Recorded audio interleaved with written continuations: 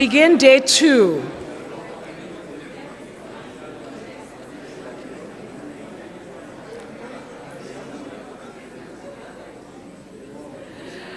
All right, today we continue to turn the tide with a shared purpose to deepen our understanding of SARGASSUM, explore sustainable solutions, and unlock its potential for positive applications within our region.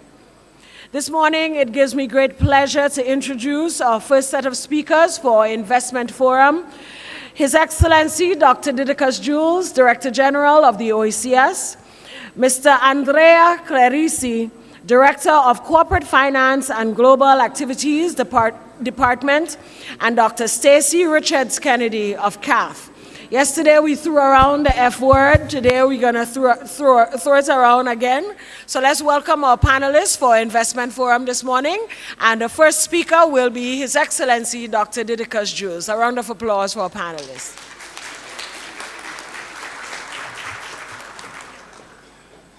Thank you very much, Madam Moderator.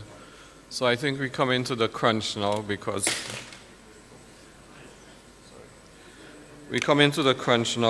it is time to begin to close the battle lines and to decide in which direction we go in. It is I think an important starting point for any discussion on investment in an area like this SARGASSUM problem is to recognize that it is impossible, and let me repeat, impossible for our governments to resolve this problem by themselves. The challenge, therefore, requires that the private sector be intimately involved in any solution, shaping any solution to the problem. Obviously, the private sector cannot do this at a loss to themselves, so SARGASSUM has to be seen, as we've said several times in this meeting, as an economic opportunity. It's not just an environmental problem, but it is also a potential economic asset. And we have seen from the presentations made so far the diverse range of industries that can benefit from a valorization of SARGASSUM, from biofuels, agriculture, fertilizers, biostimulants, pharmaceuticals, bioplastics, even construction material. But again, this cannot become a reality. The problem cannot become an opportunity without investment, without the private sector. What do we bring to the table as the OECS is the convening capacity of the regional movement, the convergence of governments, the convergence of commitments, hearts and minds to make this happen. This then translates into the shaping of public-private partnerships in ways that can help to the extent that we can create strong public-private partnerships to drive innovation in that sector, and the role of governments in creating the enabling environment through policy incentives, tax breaks, infrastructure support, in order to make it more attractive, feasible, and profitable for the private sector to participate in this way. The research and development is a whole other area of quasi-private sector, because a lot of the private sector entities represented here have been doing substantial research on their own. But we also need to bring the universities, the tertiary level institutions, the knowledge industry into play, so that they can also see the opportunities. We had a good example of that yesterday when the representative of the University of the West Indies showed us the electric vehicle that was powered using, ultimately through the use of SARGASSUM products. So the promotion of these partnerships between the universities, the research institutions, and the private companies. And this is also an opportunity for our universities in the Caribbean, UWI and other universities, to begin to focus on that type of partnership where academia can just not be floating in an ethereal world of ideas, but shaping solutions to real problems that we face in our society. And lastly, the financing mechanisms. We have a range of partners here, like the CAF Bank, for example, who are hungry and anxious to provide funding to help capitalize these initiatives. Again, it is for our governments now to create the enabling conditions, whether through tax breaks, through all of the range of policy instruments at their disposal, to make this the priority that it is, and to find ways of encouraging, enabling, facilitating the solution to this problem. So this is it from my end, and what I want to say here to the investors present is to unequivocally indicate the support of the governments of the OECS to finding a solution and to helping to create that enabling environment that would make it possible and a win-win solution for us all. Thanks.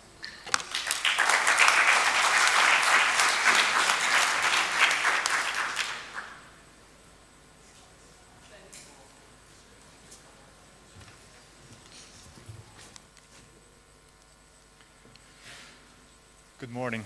Honorable Ministers, distinguished guests, ladies and gentlemen, protocols having been duly observed, I would like to wish you a good morning and welcome you on behalf of the European Investment Bank, the EU Bank, on this important Global Gateway Conference on Sargassum.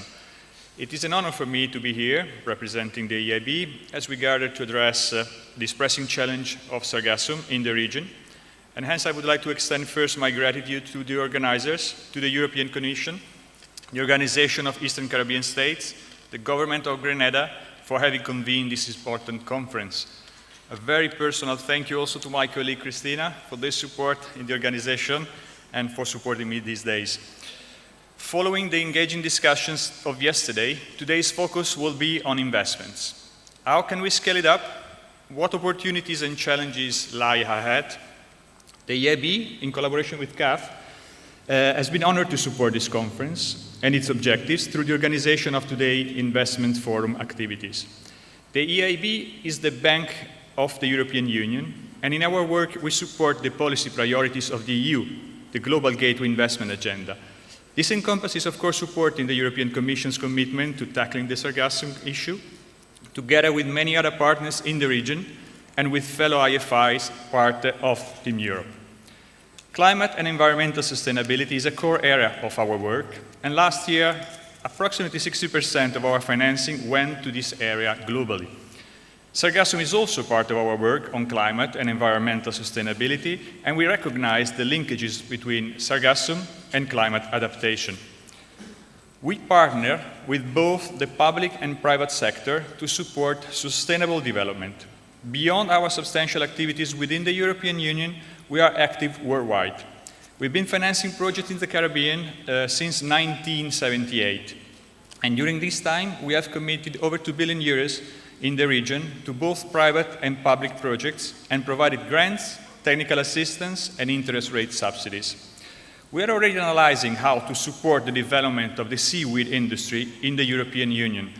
We have commissioned a study from the Global Seaweed Coalition, a global collaborative non-profit coalition hosted by its founding partner, the UN Global Compact, to better understand the EIB investment opportunities in the seaweed industry in Europe. This will be available early next year. And obviously, our work on Sargassum builds on this. While the context and challenges may differ, lessons can be drawn from the need to develop the market and create the right instruments to support commercialization. As we will hear today, there are numerous potential applications to use Sargassums. Options for commercialization include bioplastic, biofuels, construction materials, among others. And to build the value chain and the market and to realize the economic potential of Sargassum, we must all work together. No single actor can succeed alone because there is much to be done and we are ready to be part of a system and do our own part. Through our commitment in 2018 in the Sustainable Ocean Fund, a fund dedicated to making pioneering impact investment into maritime and coastal projects, We have already supported Carbon Wave, a company that is transforming Sargassum into valuable materials. The aim of the Global Gateway Investment Agenda of turning Sargassum to an economic opportunity does not only have the potential to address the negative impacts of Sargassum to the environment, to the economic activity, to the health, but it can also lead to economic diversification and the creation of sustainable jobs in the region. At the same time, important climate mitigation benefits could be realized from Sargassum commercialization through replacing not biodegradable packaging, carbon-intensive fuels, and other products. Today, we will hear from companies and experts across various fields. We also have dedicated substantial time to discuss together with all of you in our 4 business town halls to learn from each of you and collectively advance our understanding of both the challenges and the opportunities. As we embark in this journey, it is crucial to remember that collaboration is key. Governments, multilateral development banks, private sector entities, research institutions, and local communities must once again work together to develop and implement sustainable solutions of Sargassum. I thank you very much for your attention. I look forward for the fruitful discussion and collaboration that will emerge from this conference. Thanks again.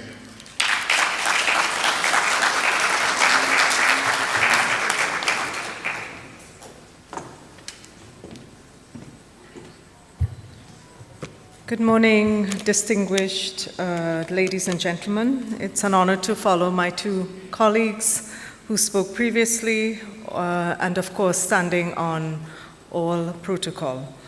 We're here today for our 2nd day at this very important conference, not only as business persons, industry actors, government officials, but also as concerned stakeholders and custodians of the future of this region. We are united by a common purpose, whether as representatives of government, development agencies, financial institutions, academia, or industry. We know that we're committed to addressing a very pressing challenge and turning it into an opportunity. The influx of Sargassum seaweed is therefore more than an ecological phenomenon, more than a business opportunity. It is a test of our strength, our ingenuity, and our resolve as a people.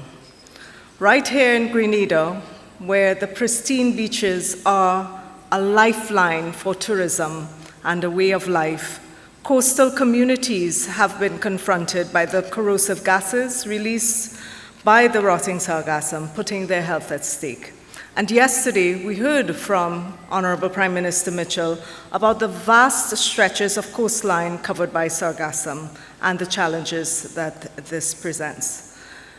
Fishermen in Barbados, where I was in meetings with the government just on Monday, have seen their own boats ensnared by thick seaweed and gear damaged, cutting their catch in half and their livelihoods being threatened by the very ocean that once provided for their families. But this is not new to any of us. We know the stories of Sargassum's impact, and we cannot overstate its economic, social, and public health challenge. However, a fundamental shift now needs to happen where we translate the myriad conversations into tangible, funded actions that deliver results for all communities and all people across the region.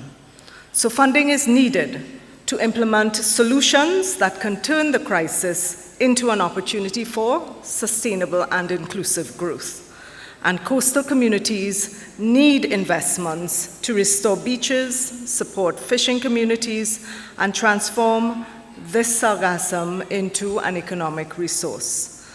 In CAF, we are also sensitive to the realities in our Caribbean islands and small states, fully recognizing the difference in scale and the need to come to the table with innovative financing mechanisms that are fit for purpose, that make it easier for islands like Grenada, Barbados, St. Lucia, St. Vincent and the Grenadines, and so many others to access the funds required to make a shift from conversation to action.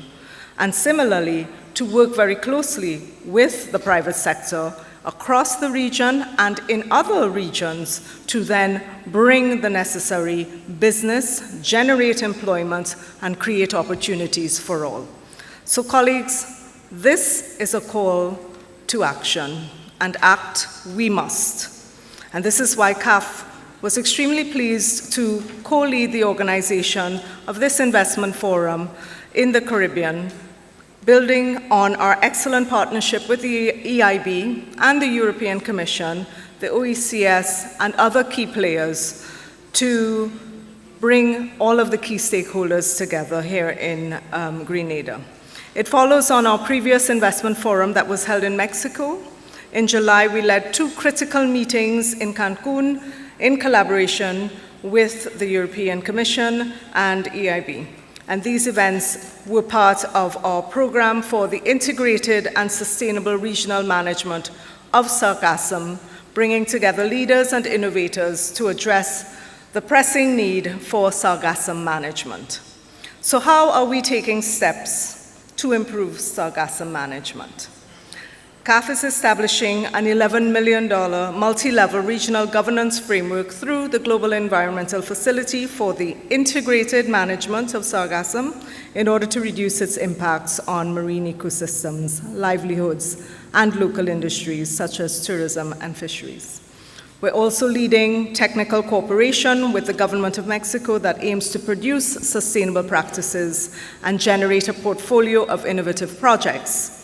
Among the expected results are stronger relations and the creation of a regional network of scientific cooperation on this important subject, as well as the design of a scientific research campaign in the Great Sargassum Belt and a detailed portfolio of projects and funding strategies. At the United Nations Ocean Conference in 2022, CAF pledged $1.25 billion to support the preservation of marine and coastal ecosystems and the blue economy. CAF is also a member of the Ocean Action 2030 Coalition, committing $25 billion to financing green projects in Latin America and the Caribbean, and to aligning all of our operations with the Paris Agreement and the post-2020 biodiversity framework. The governance model, as we know, for SARGASSUM is crucially important, and therefore we will continue to work cross-functionally, nationally, regionally, and internationally. We will also support and be committed to overcoming the challenges that remain, such as having a stable supply of algae, which was emphasized yesterday in various panel discussions, developing higher value products as well, also highlighted as a key priority. And this means we must rely on innovation, as well as regional collaboration to turn this tide. We cannot do it individually, and that's why we're here today. We need partnerships, we need investments, we need governance structures that enable us to scale solutions. And at CAF, we are committed to supporting you with the sustainable management of SARGASSUM and with the various opportunities for business that arise from this. You can count on us as an agile and flexible development partner, and we're pleased that just this year, 4 additional CARICOM countries joined CAF, bringing our Caribbean stakeholder countries now to 8, and there are other countries who have formally expressed an interest, and we're going through this process with them. So to contribute to the success of this investment forum, we have invited several business entrepreneurs from across the Caribbean to participate in today's business town halls and to connect with other entrepreneurs, financiers, and development partners. We're committed to working in close collaboration with all development actors, to joining forces with the various development banks and financial institutions present here today, so that we can expand the range of possibilities and provide innovative financing instruments to address the unique needs of Caribbean small states. So, ladies and gentlemen, I ask all of us to join forces and come together with CAF on this important mission. And as we all said in our various statements, the time for action is now. I thank you.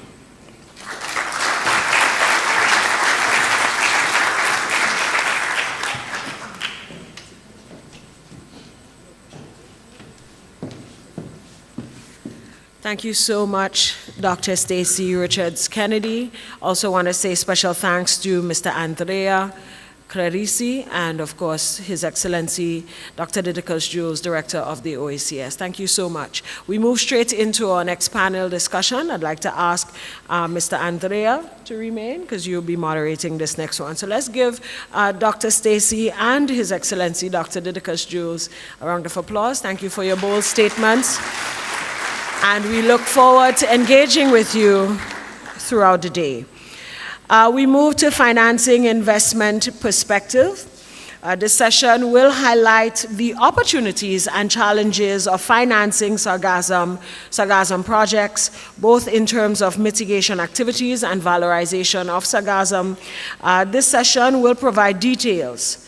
Again, it will provide details on funding resources available and discuss additional potential measures to increase public and private financing of sargassum. So,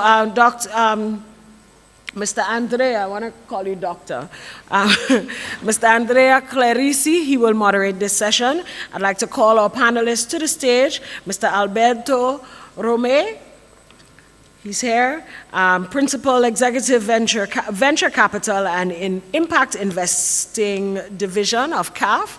And we heard from Dr. Stacy just now, so we have a representative from CAF. We also have Mr. Dale Galvin.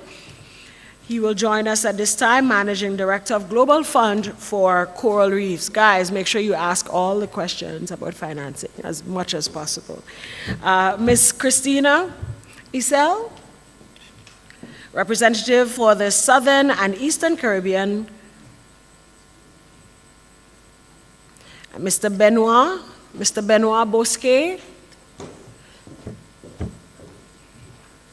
No? Oh, he's here.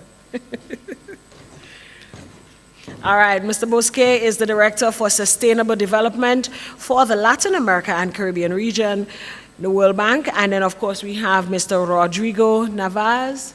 Is Mr. Navas here? Oh, there he is. He wanted to join us all along. Director of IDB Invest Manufacturing. All right, so let's give it up. Oh, there's a seat. Yes. All right, so let's welcome all our panelists for this section. And we have the moderator, Mr. Alberto Clarisi. You may take it away.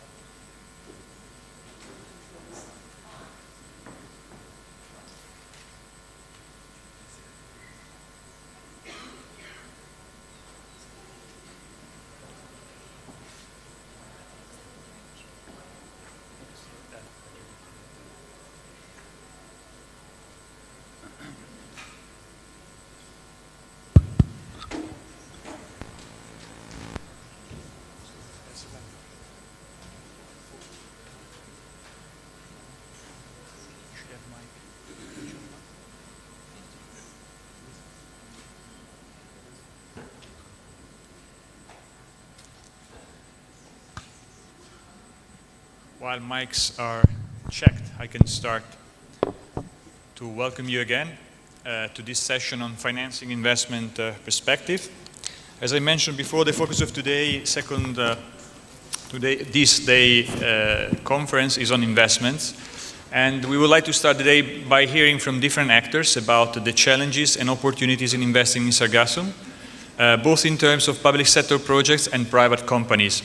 There are investment needs across forecasting and tracking, collection and storage, treatment and processing into commercial products. In this session, we will hear what type of funding different organizations currently have for the sargassum-related projects and companies. We have, as you can see, an exciting session lineup with 5 distinguished experts who will share their insights. And after the presentations, Angus Friday will be showcasing a demonstration of the Azuros.ai platform, which I'm sure you will find fascinating.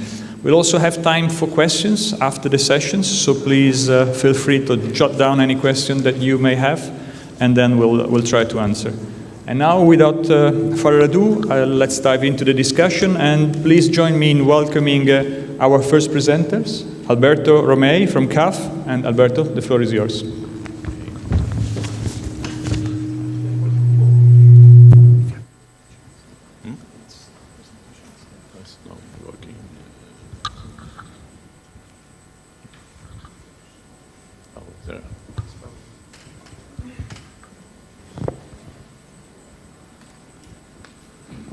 Hello, good morning.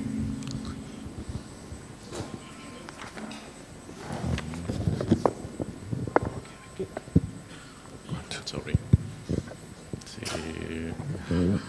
Okay. First, we are going to talk about Sargassum in the region and our possibilities. No? CAF is a development bank of America, Latina, and the Caribbean. We come from 6 countries in the Andean region, and right now we are like about 25 countries. Grenada, Bahamas, Dominica, Antigua, and Barbudos are in the process of becoming countries of CAF. That's been an amazing project and development of the bank in the region. No?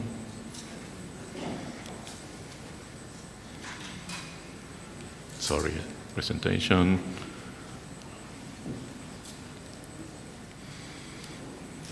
No, it's not working. Okay. I work for the private sector in CAF. No? We promote the development of the private sector.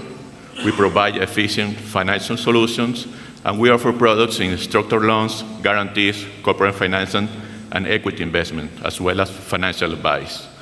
We have a solid multidisciplinary team of professionals with high specialization in structured finance, investment banking, credit analysis, and transactional advice. Which are the challenges to finance Sargassum initiatives and companies? No? When I heard that we have to talk about this, I think that we have to approach the situation from different points of view. From the point of view of a commercial bank, from the point of view of a development bank, or an investment bank. No? Or if you are going to be an investor or a private investor in the situation, in the region. No? I identify 5 important issues in these challenges for the Sargassum. Risk aversion, government budgets, state of the art, different realities, and transactional costs. Risk aversion is really important. I come from a history of commercial bank. I used to be part of the risk analysis department. No? And then when you have a small project or a medium company, or a large company, you know that you have to confront this kind of risk that we are going to see. You need to have a good business plan. You need to have which is your break point of the company. Do you have a cash flow for that project that you're going to finance? And if you have those issues, then you can go for a loan or for a corporate auction. No? You have to take account the government budget if you're going to need a new regulation in the area, or if you are going to go to a development bank. Why is that important? Because we usually go to finance the government or our shareholders. And then if you are going to do that, you have to compete with the budget of the government. You know, the government has a lot of issues like healthcare, education, and other issues of the government, and you need to have a new or an important connection with the government to do that. Also, if you're going to do a private sector investment, you need to consider that maybe what you're going to do, you need to to respect the law of that country or any regulation that could affect the sargassum industry. The third one is the state of the art. It's difficult right now to focus which the best technology that you have for the project. For example, if you have a bioenergy plant or you have a fertilizing plant, you need to show us that this is the best technology available for that. That you have the knowledge to go to with this project from the beginning to the end. And it's difficult right now because we have different kinds of technologies available for different kinds of companies or initiatives. Four, we have different realities. Each country has a different realities. It's not the same that what we can do in Republic Dominican that we can do in Barbados or we can do in Mexico. Each reality has a different approach. So to finance those initiatives, you have to take into account those big differences of the countries. You know, if, for example, in big countries like Mexico or Brazil, you have a big quantity of metric tons of sargassum available. Also, what kind of seaweed or sargassum, how much is the composition of chemicals that there is inside of those seaweeds, no? And the transactional cost is also very important because if you are trying to do a new operation, we have to go we have to form a team to fund that initiative, and you need to hire a legal team for that. You need to hire or you need to assign a special team for that operation or for that transaction. And if you are going to have a small operation, the transactional costs maybe are not going to allow you to reach that finance.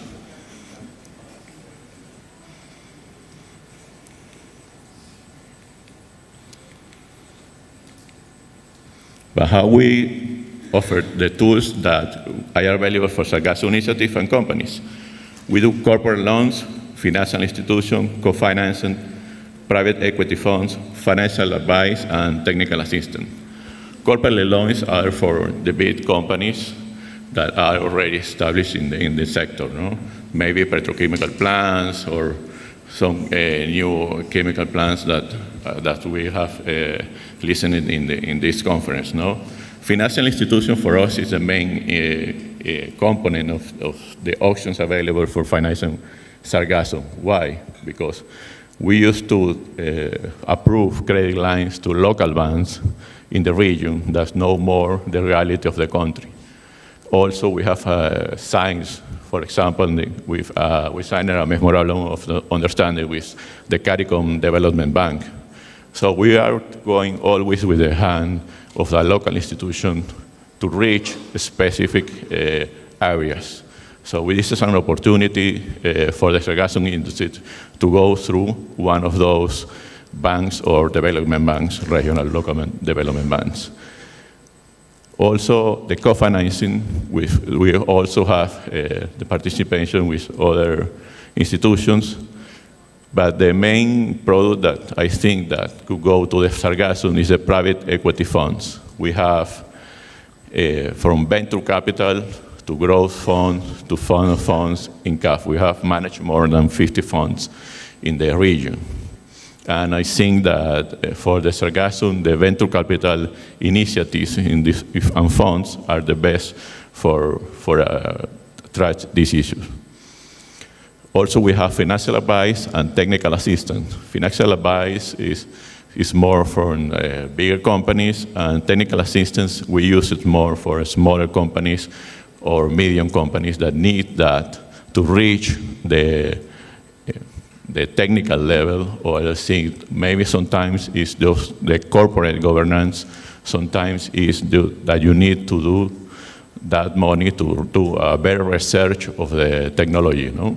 So the technical assistance could be for different ways. That's it.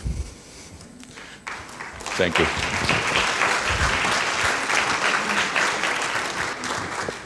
Thank you very much, Alberto.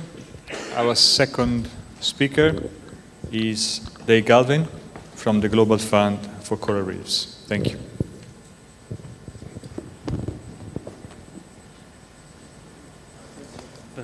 Down. Dot. Stop the clock.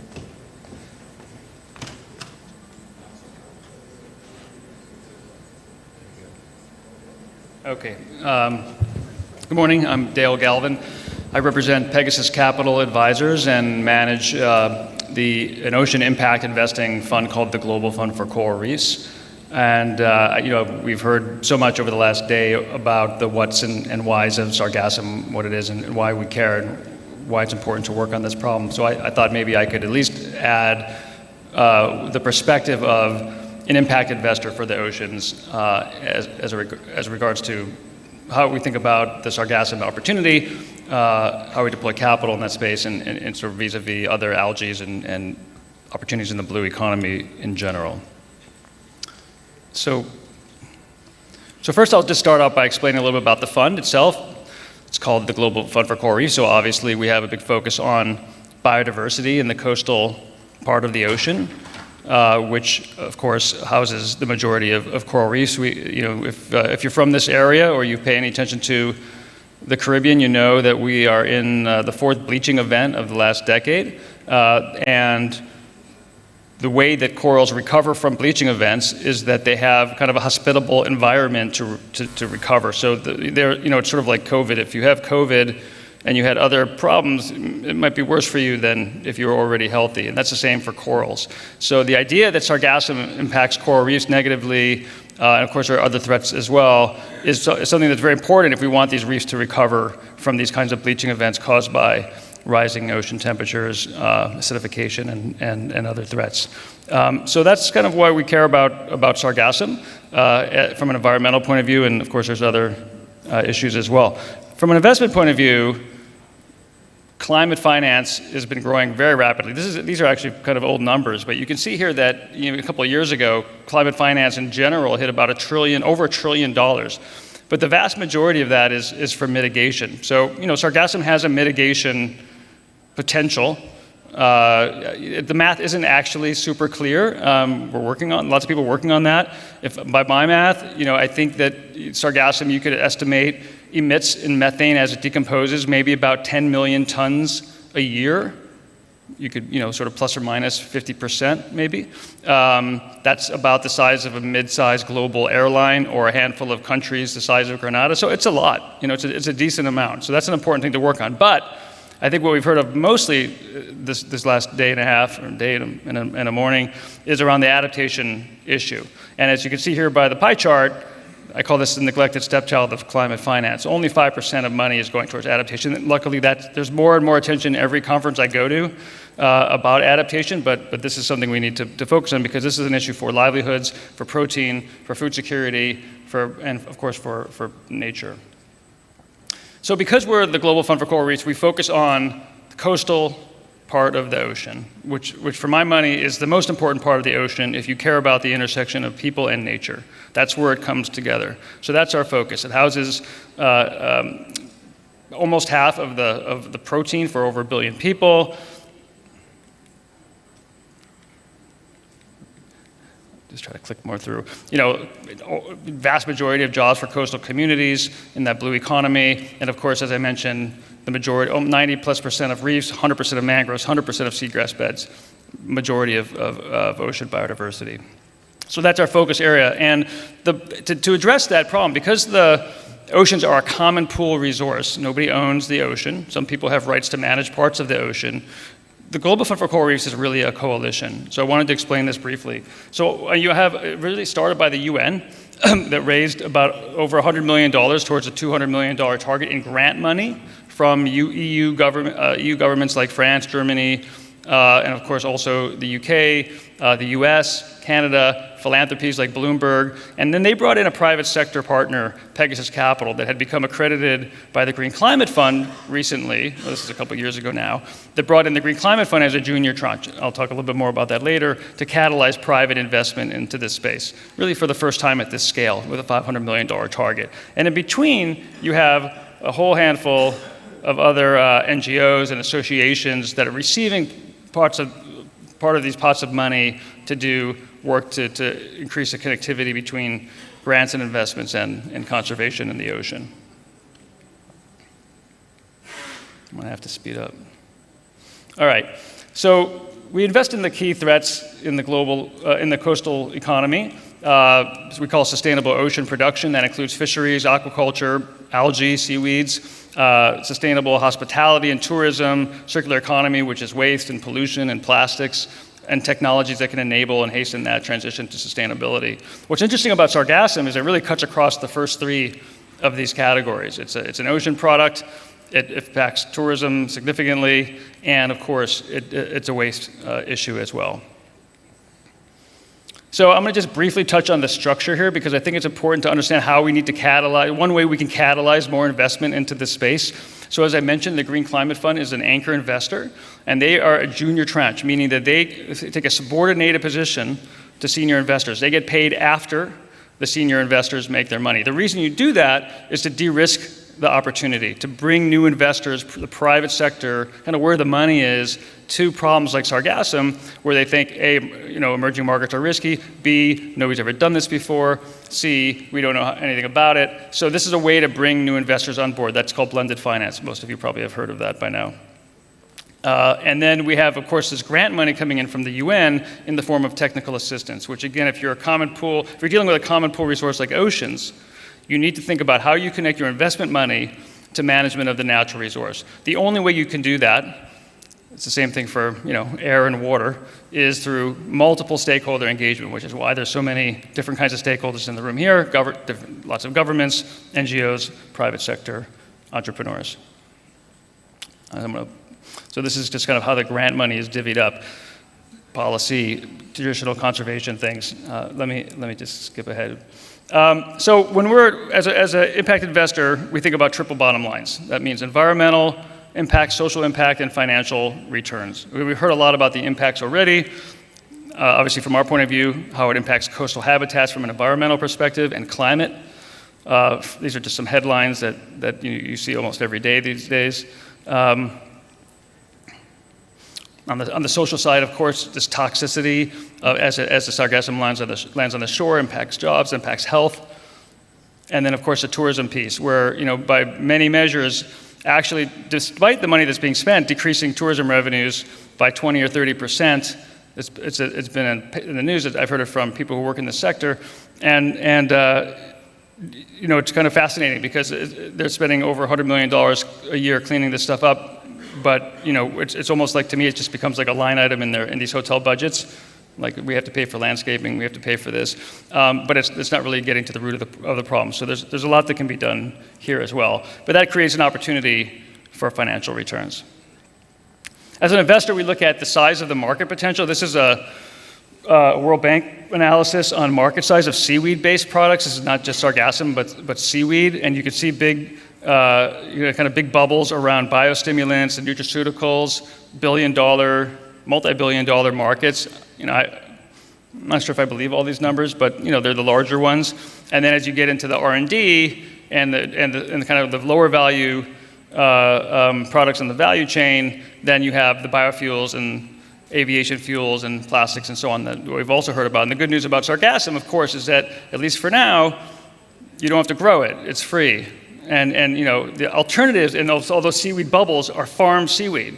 Those are people that have to lease ocean and buy it from farmers or hire farmers, get seeds, equipment, and so there's a big difference in the economics when you think about sargassum and other algae, especially like kelp, for the bottom of the pyramid here. So quickly. I'm out of time. So we've heard about a carbon wave. That's also one of our investments in partnership with the Sustainable Ocean Fund and many others. You'll hear about that. Jeff Chapin is the CEO. He's in the room today. They're really the leaders right now in actually getting products to market, biostimulants for agriculture, emulsifiers, soon synthetic leathers. So definitely stop by that session later. And if you want to hear more about this company that has products in the market, it's being used by big companies in the US, in Europe, in Mexico. And so these are the kind of opportunities we want to support that can bring triple bottom line results to our backers. Just to wrap up, looking ahead, we divide up the kind of the world into collections and transport and storage, and then of course the product development. So on the collection side, these are some ideas that you've probably already heard of yesterday. So we have, for instance, how do we work on multi-local or cross-border collections, R&D for removal and safe storage, including waste facilities and guidelines around that. We heard yesterday that I think Jamaica has that already, but we need that agreed around impact investors. And then on the valorization side, here's a list of products that you've heard of. There's a lot to be done to kind of build the knowledge that Sargassum can be a competitor to these other seaweeds and also convert non-seaweed based products into, in the market as well. So pre-competitive engagement, and then different pockets of funding for different stages. Growth, VC, venture capital for this early stuff and R&D, and then of course growth equity, which is most of what we do to really bring companies to market at a significant level, and PPPs with government on larger infrastructure strategies. So happy to take more questions later, but thank you.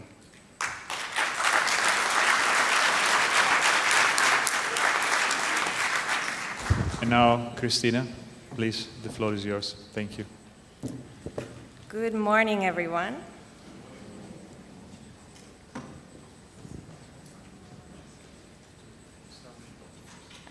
Okay. Let's see. This one? Okay, there we are. All right. Down? Okay, there we go. Excellent. So good morning, everybody. It's really a pleasure to be here to talk about the European Investment Bank's approach to financing the sustainable management of Sargassum. And you heard a little bit about our approach already in Andrea's opening remarks. So I will provide a little more detail about how we see that. But before I go into the topic of financing Sargassum, let me just say a few words about the EIB in case you're less familiar with us, just to give a little introduction. So first of all, we are the Bank of the European Union, so that means we finance the policy priorities of the European Union. We're at the Global Gateway Conference, so in the Latin American and Caribbean region, we financed 31 Global Gateway projects, totaling over 3 billion euros. We're one of the world's largest multilateral lenders and borrowers, and since 1958, we've invested over 1.5 trillion euros in over 160 countries and in over 14,000 projects.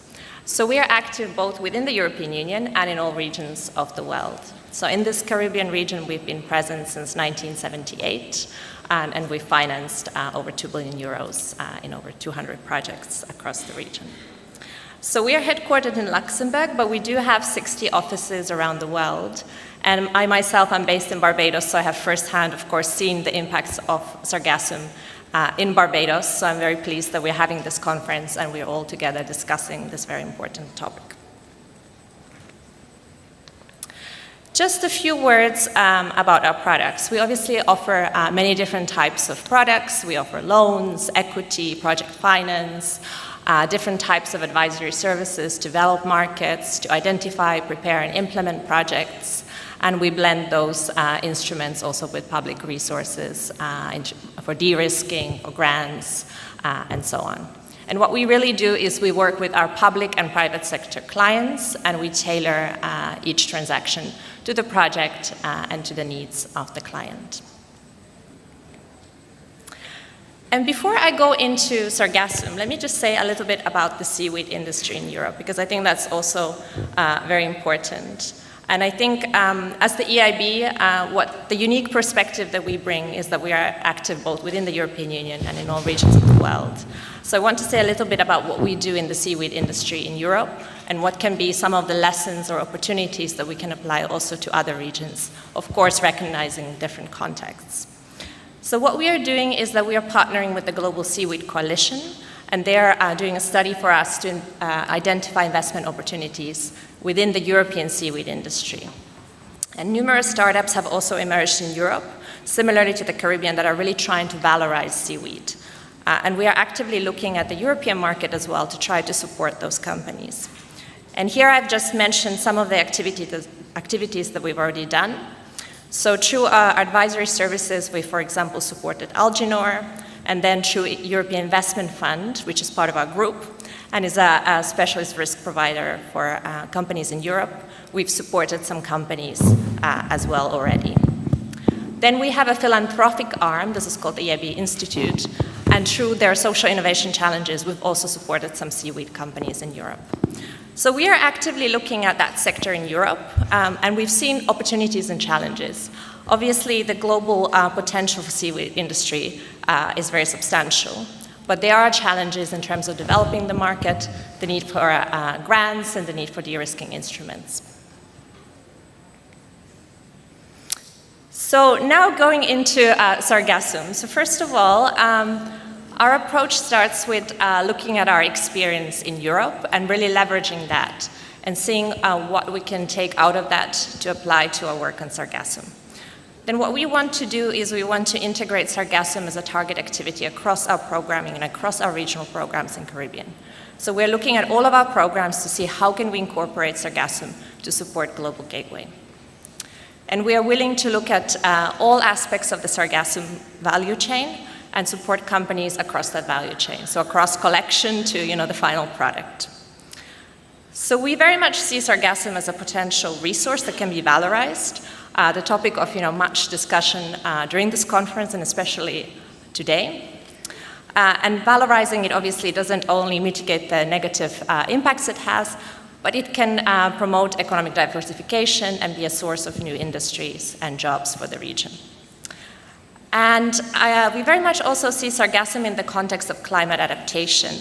And obviously more research may need to be done into that, but that's the lens through which we would see Sargassum as well. And as I will explain later, we are happy to work both with public and private sectors to try to support the sustainable management of Sargassum.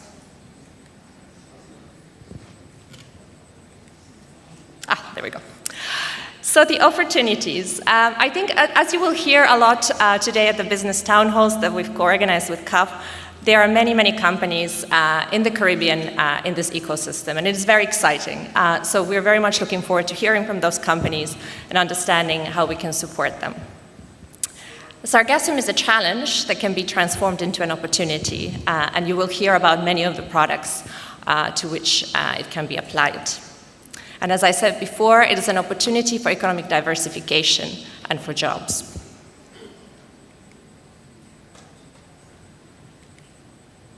There we go. So first of all, let me start with public sector. So we have a regional program called the Caribbean Sustainable Water Management and Clean Oceans Program for the public sector. And this is part of our wider work actually on clean oceans globally. And this is a program that is open to all countries in the region, and it's currently open. So if you find this interesting, please don't hesitate to come and talk to me afterwards. And this program combines our affordable lending to public sector counterparts with grants and technical assistance services provided by the European Union. And it's addressing a variety of sectors, and some of them are very relevant to Sargassum. So it's, for example, addressing solid waste management and wastewater. So we are looking at Sargassum as part of this project, and we are already deploying advisory services to identify investment opportunities within those sectors. And what we intend to do is to support pilot and demonstration scale projects to manage Sargassum as part of solid waste management, and also to look at mitigation activities in terms of financing wastewater management. So as I said, this program is open. Do not hesitate to contact me for further details.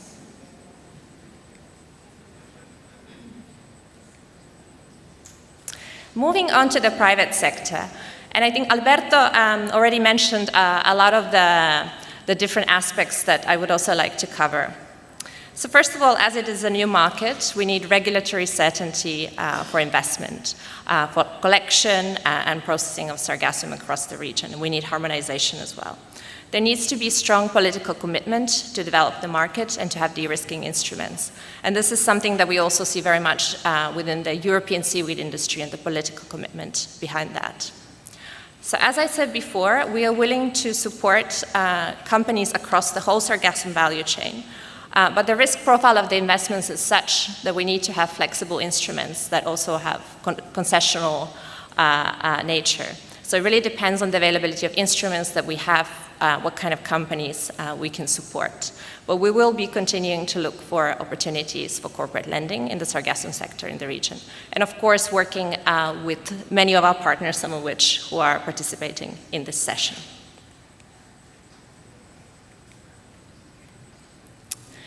Then moving on to equity investments.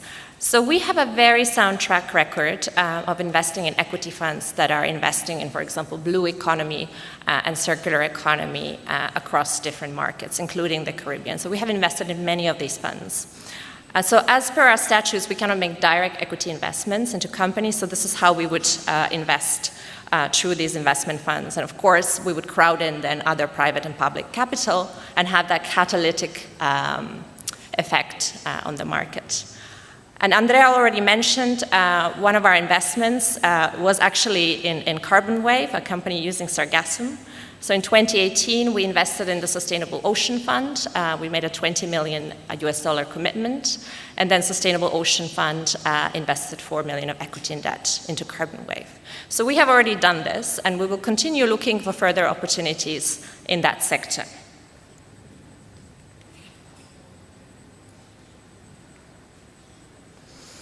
Then I want to talk about investment through financial intermediaries. And I think Alberto was also talking about this earlier in his presentation.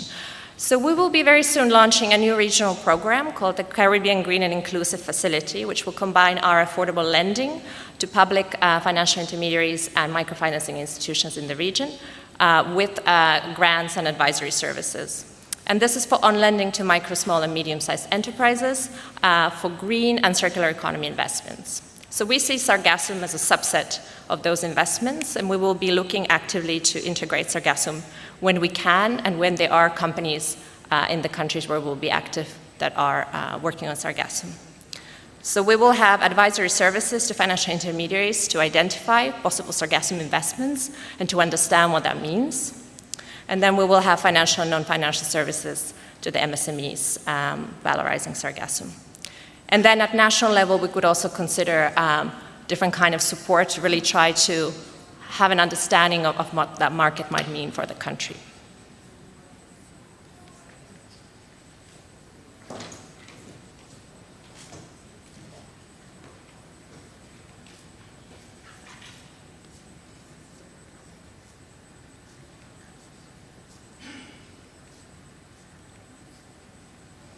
There we go. And this is my last slide. I'd like to say a few words about microfinance as well. So what we also intend to do in the Dominican Republic is to help local microfinance institutions with local currency lending and with advisory services. And this is really to help them to understand what are the Sargassum value chain actors and to enable them to lend to these companies. So the activities will be advisory services to the microfinancing institutions, and then financial and non-financial services to the actual companies, really for everybody to understand how to access finance, what is the Sargassum value chain in the Dominican Republic, and how can we increase investment into those companies. So that is also something that we are planning to do. So thank you very much for your attention, and I look forward to questions later.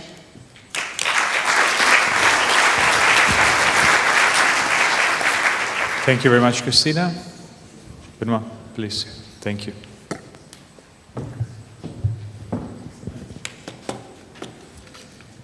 Good morning, ladies and gentlemen. Pleasure to be here.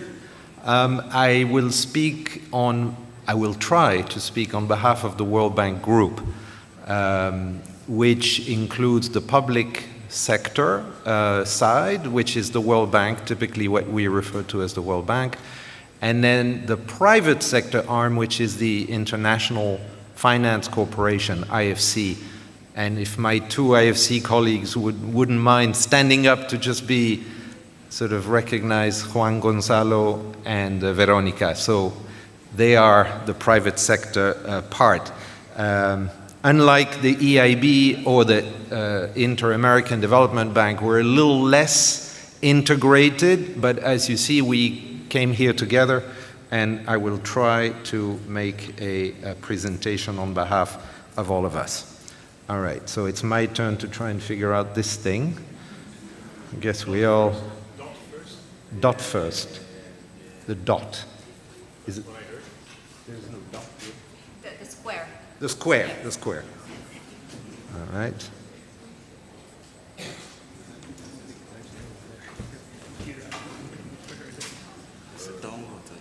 Down button. Okay. All right. It's there now. No, it's there. Thank you. Thank you very much.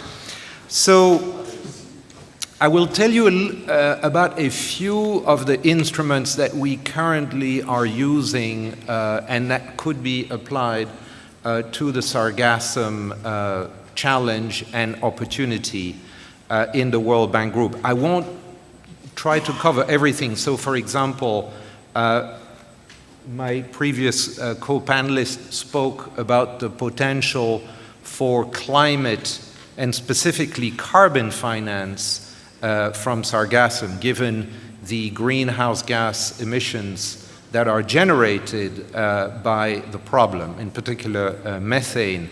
I will not talk about that, though this is actually an area where the World Bank and the IFC have more than now 20, almost 25 years of experience. We do not have a dedicated instrument for blue carbon, if you like, at the moment, and so I'm not going to talk about that, though I fully agree that this is an opportunity that should be considered.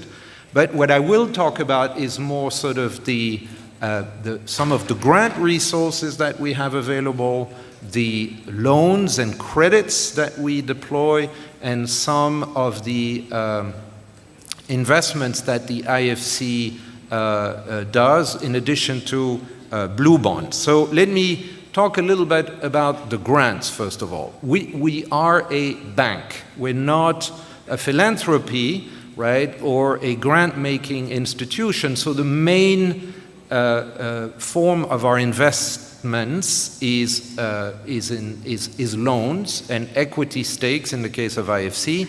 So there is a reflow towards the institution. But we do manage trust funds that very generous donors, and there are quite a few here in the room, allocate to the World Bank to administer on their behalf and deploy alongside loans of the World Bank. And they're extremely valuable, and we use them as strategically as we can. And one of them is ProBlue. And ProBlue is a multi-donor trust fund. Again, it's money entrusted to the World Bank by generous donors. And currently we have invested about $130 million US. You see around the world, the bubbles correspond to the size of the grant, including here in the Caribbean. I will talk a little bit about that, for basically fostering healthy oceans and the blue economy. Not the ocean economy per se, but the blue economy in the ocean space.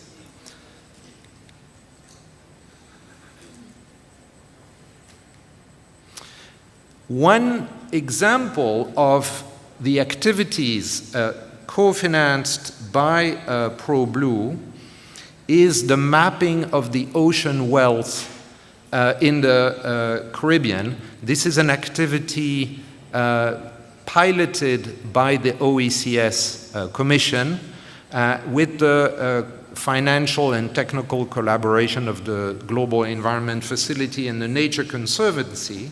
And what they do, and what you see here on the slide, is one of the products, a visual, right, an infographic on the values of the ocean economy. And what is planned now is to add SARGASSUM to the list of economic values that are generated by the ocean. So we very much look forward to the results of that. Another example is now blending a loan from the World Bank with a pro-blue grant and some GEF money. And that is in Belize. Belize will be approved, hopefully within a month or two, by our board for a loan of a little over $30 million, but that will be the first phase of several. And that is basically to develop its blue economy. They decided to call it Blue Cities and Beyond because they have a lot, as you know, and I know we have some representatives of Belize here, a lot of infrastructure and urban infrastructure on the coast that now needs to be better planned, better managed for the good of the country. So this is, you see, blended finance, loan mixed with grant. Another such case, and I really want to emphasize this one because I think it's very relevant to this conference, is the Unleashing the Blue Economy in the Caribbean program. Now, this is an interesting one because it's a regional as well as national program. Currently, there are 3 countries participating in it: Grenada, St. Lucia, and St. Vincent and the Grenadines, that each use a part of their borrowing from the World Bank, from the International Development Association, and decide to allocate some of that money to the blue economy. IDA, the International Development Association, is the most concessional lending facility that exists for the poorest developing countries. Effectively, the grant element is 75% by the time they reimburse, but it's still a credit, so there is a reflow. And it's extremely flexible, right? So look at the range of objectives, the range of sectors and themes and mechanisms that have been deployed under this particular program. So each country uses some of its funding from the World Bank, invests it in a set of activities that they decide to put together, and then the OECS Commission is the glue, the chapeau, if you like, to keep all these activities together. But the investments themselves are done at the national level. And this program, quite fortunately, is coming to what we call the midterm review. And at the midterm review, the OECS Commission, the governments and the World Bank are taking stock of progress and deciding on potential course adjustments for the future. And so it is really an important moment because potentially the OECS Commission and the countries could decide to now allocate some of the resources to SARGASSUM, right? So we have started this discussion, and obviously the conclusions of this conference are particularly relevant. The nice thing is that the OECS, they don't take any loan, they receive a pretty significant grant from the World Bank. The next one is like shifting gear completely, and this is the world of large companies interested in the blue economy, but we wanted to show this with you. This is a very large blue loan, and it's in fact the first ever blue loan that the International Finance Corporation made to a global plastic manufacturer. You see the countries, Brazil, India, Thailand, Indonesia, and the Philippines, with that money, which is a blend of commercial, obviously, money, Indorama Ventures is going to recycle 50 billion PET bottles by 2025. This is the first phase of the IFC investment. They then followed 4 years later, just this year, with another loan to the same company to increase the circularity of that company's activity. So it gives you a sense of the very wide range of what the World Bank Group does in the space. I don't have a slide here, but my colleagues from IFC can tell you, they also have advisory and pre-investment support for much sort of upstream type of activities that they could tell you about that might be more appropriate for Sargassum and the Caribbean in particular. Let me quickly tell you 2 or 3 more things. Under the CRIF, which is the Caribbean Catastrophe Risk Insurance Facility, the World Bank, together with many other actors, innovated and put together what is called the Coast Fisheries Insurance Model. And that is a very interesting one. It's actually the first one of its kind, I believe, in the world, which is a parametric risk insurance model, meaning that if certain parameters are met in terms of disasters, and in this case, it's adverse weather and tropical cyclones, so wave height, heavy rainfall, wind speed, and storm surges. If some of these parameters are met, the facility disburses. And in fact, we did disburse after Hurricane Beryl, and the money is currently with the Finance Ministry of Grenada. So this is, it's a first of its kind, so it's never enough money, it's never fast enough, etc., but it is happening, and it could be expanded to include Sargassum. Sargassum being, a natural disaster in a way, right, that causes all the problems that we know. And then my, I think, last one is the Blue Bond.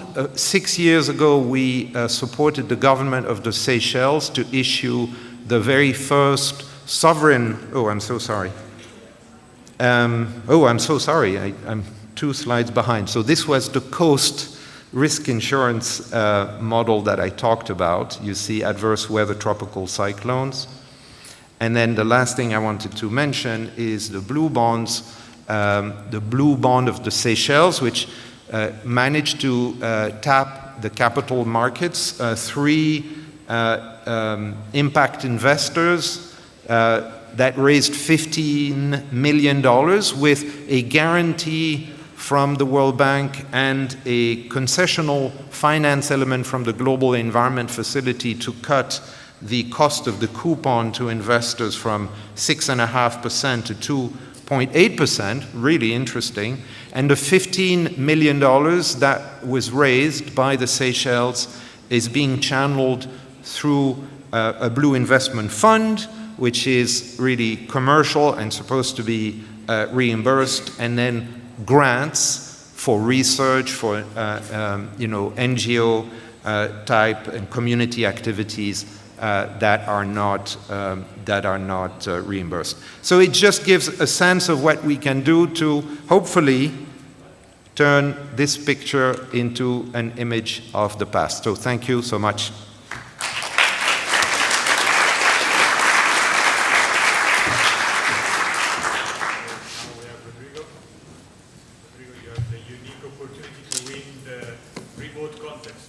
Figure how to use it in 20 seconds. Okay. I lose the challenge. You still have 10 seconds. Let's see.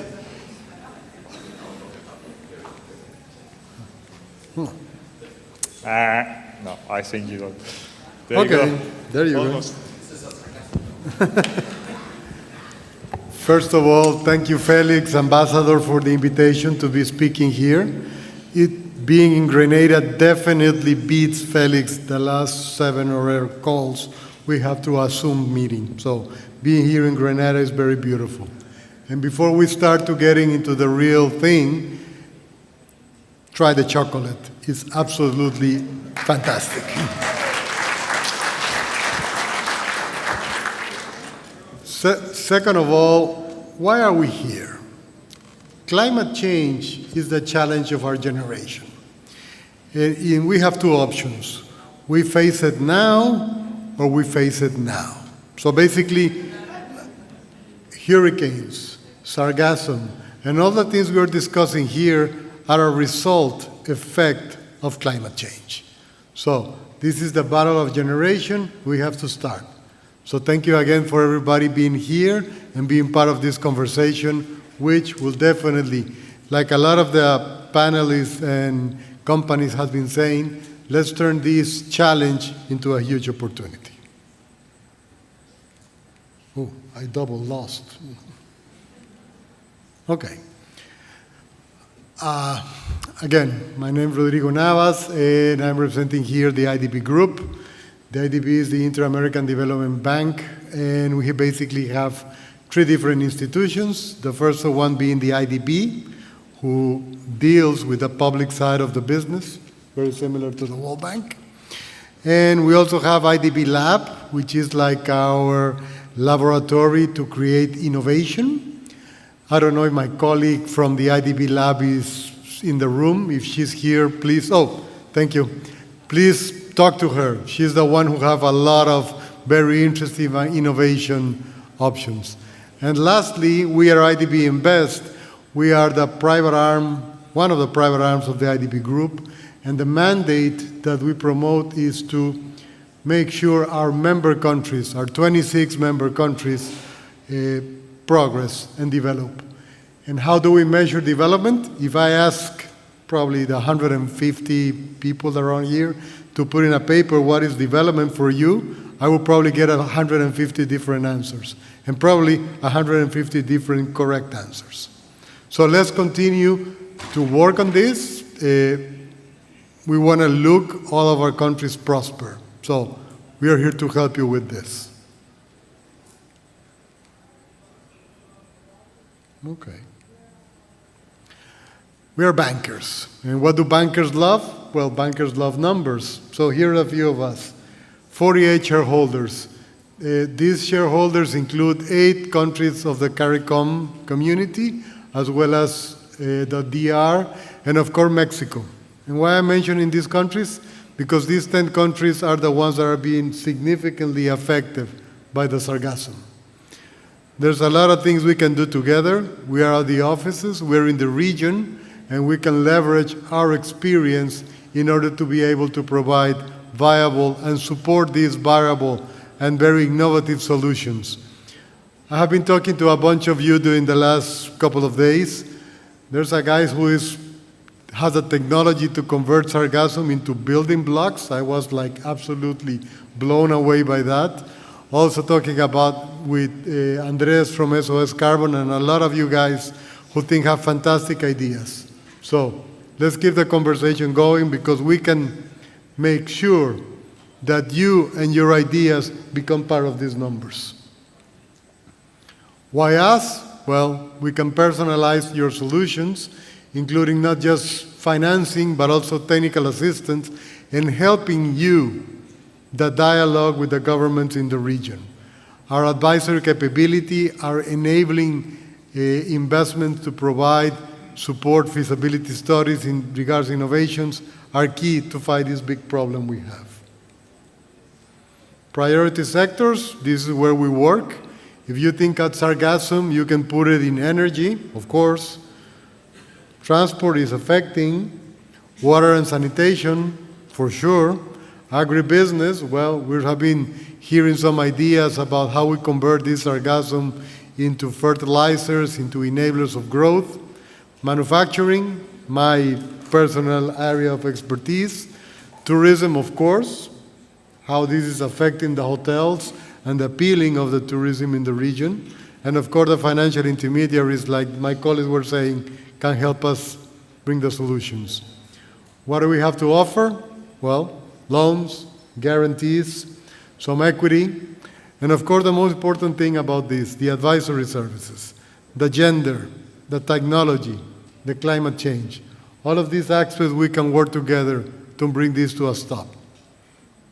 Again, sorry about more numbers. Our impact. I would like to include this, and I'm an optimist by nature. So if I think about what should this presentation look like, I would like to see one key number in my next year assessment. It will be tons of sargassum taken out of the sea. So help us put this number into our presentation. If you look at our priority areas, they're very much aligned with the Sustainable Development Goals of the UN. If you think again of where sargassum and the sargassum supply chain can fall, if you think about productivity, for sure, regional value chains, well, this is the name of the whole event. Gender inequality, without a doubt. Climate change, of course. Social inclusion, yes. So the battle against sargassum will probably be aligned with all the different priorities, like you have been hearing from my colleagues, the different financial institutions and the EU has. So we are here to help. We are here to build this ecosystem, to bring these ideas into realities, into round ones, round Bs, and round Cs of investment. How do we can support the sargassum? Enabling investments. We're working on different initiatives to be financing pre-feasibility and feasibility studies for ideas. Financing. A lot of you have probably heard the different innovation and the challenge our colleagues at IDB Lab have made in order for companies to submit their ideas. IDB Invest, we can help you scale up those ideas. And finally, the IDB is working with the governments to provide the correct and access to the right amount of regulation and support from the different governments. Technical assistance, well, who doesn't like free money? I like free money, so we have that also as well. And finally, here are some of the options and solutions we have been providing. Blue loans, green loans, technical cooperation. So basically, to summarize, we are here to help. We want to convert those ideas into action. So we have to brag a little bit. So here are some of the recognitions we have been receiving in the past. And finally, more important, of course, that's not me, but let's continue the conversation. Thank you very much.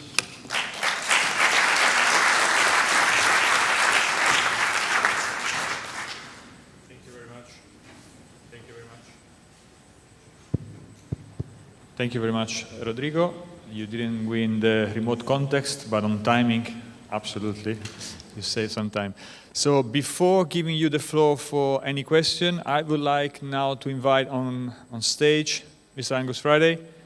And as I anticipated, we will have a demonstration of the Azuros.ai platform. Thank you very much.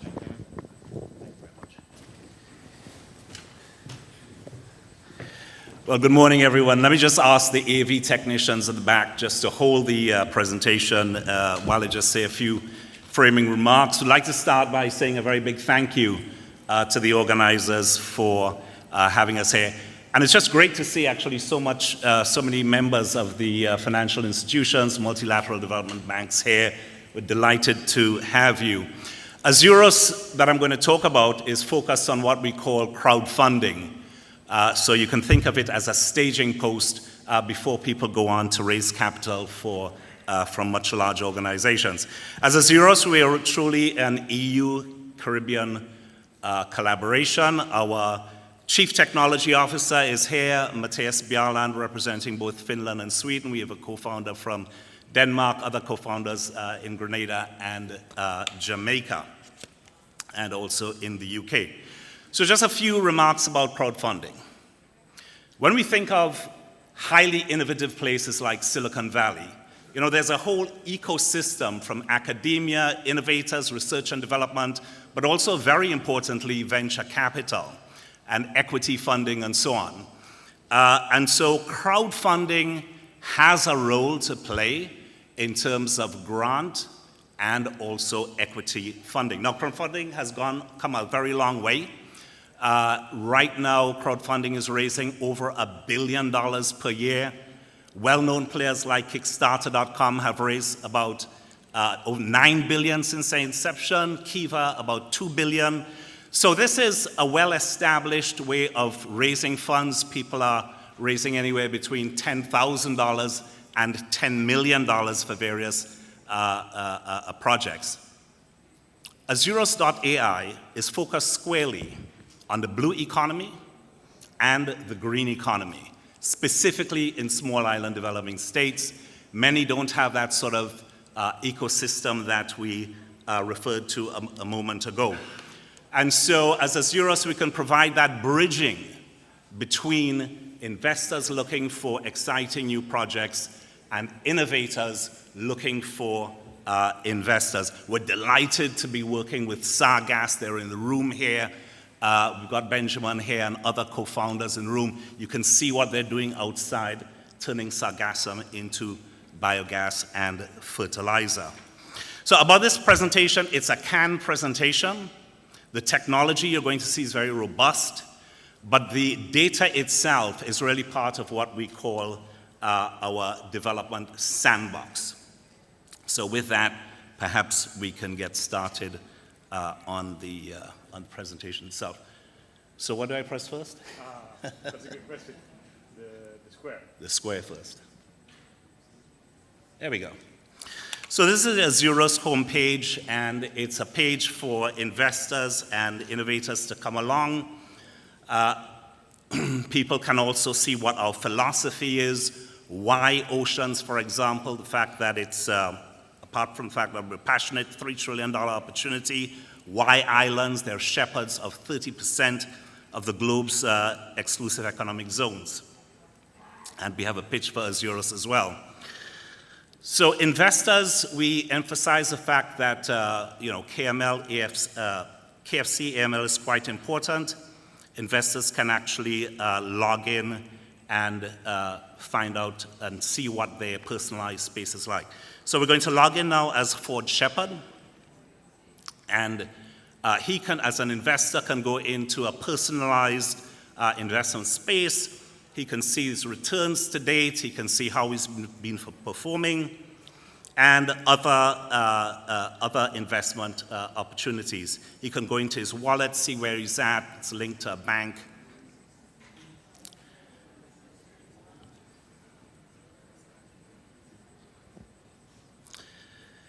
And he can also see other investments and where they are at the moment.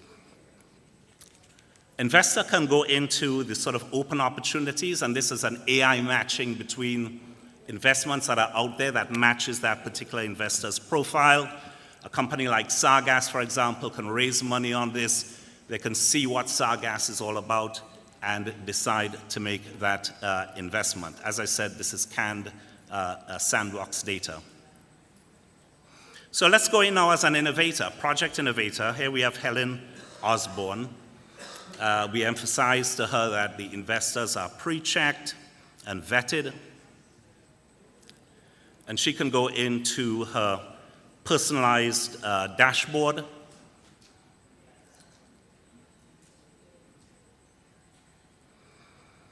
And get a sense of how much money she's raised to date for various projects, how that's done over time, and other funding campaigns that she might be involved with.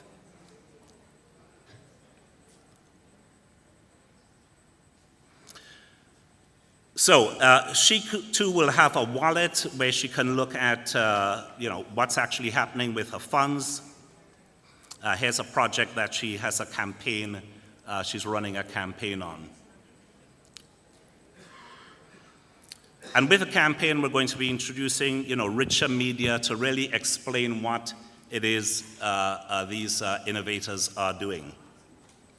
And there are a whole range of other functions that you can look at, see what else is happening on the site, look at things like repayment schedule, dividend payments, transaction history, and so forth. That's a transaction history there. And of course, you'll have a profile. So look, I think the point is this, that the technology we have is quite robust. We're delighted to be working with Sargass. We're going to be spending the next few months working exclusively with them, ironing out some of the aspects of this. In the meantime, people can go to azuros.ai if you're interested. You can provide your contact information, and we'd be delighted to be in touch with you. We're also looking to form partnerships as part of this. So we'd like to thank you all and say check out azuros.ai. Thank you.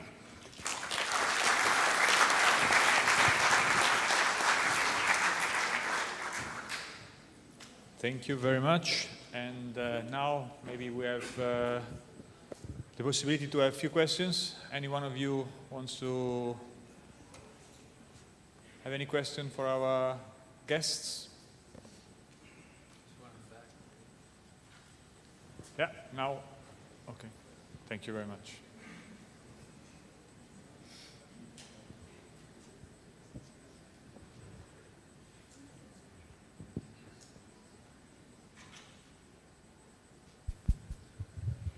Hello, good day, everybody. If you just allow me just a couple of minutes, please. My name is Shane Glasgow. I'm from St. Lucia, independent scientist slash entrepreneur.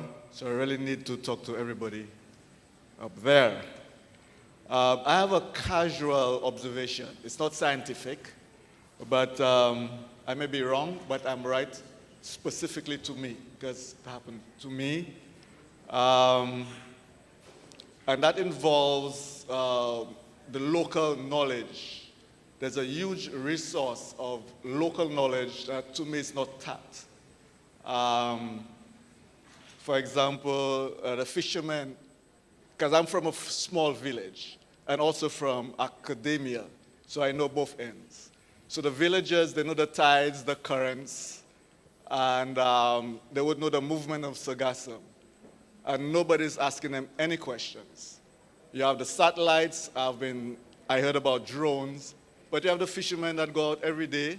They could be trained on how to data collect, add to that resource. Also the outreach, those two are connected with those resources. It's just by accident I browsed the internet and saw this, and I had to kind of stick my way in somehow. Thank you very much for bringing it.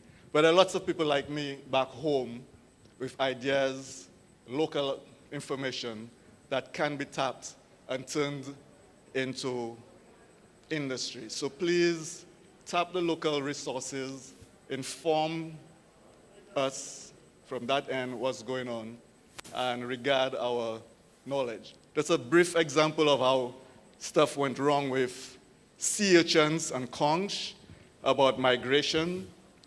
In my village, the experts came, totally disregarded what the local fishermen had to offer, and they got it completely wrong.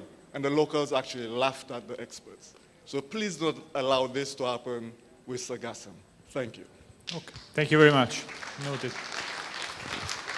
There was another question, I think, a couple of rows ahead. You? There's a lady raising her hand. Yeah, you. It's just, look, a couple of seats ahead.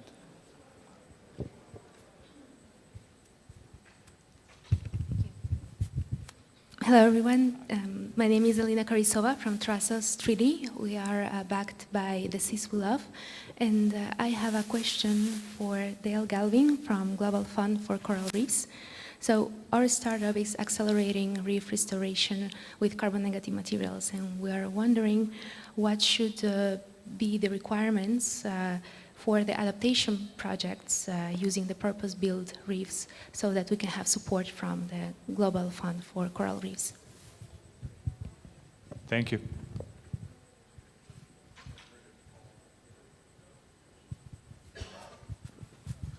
Sorry. Can you just quickly repeat the question? We didn't get completely. What's the key point? Or just the name of the company or what the company does? Yeah, sure. So we do accelerate reef regeneration using carbon-negative materials, including sargassum. So the question is how small startups like ours, making coral reef restoration with artificial reefs, essentially, could have some support from the Global Fund of Coral Reefs. How can we make this happen? Sure. Is this on? Okay.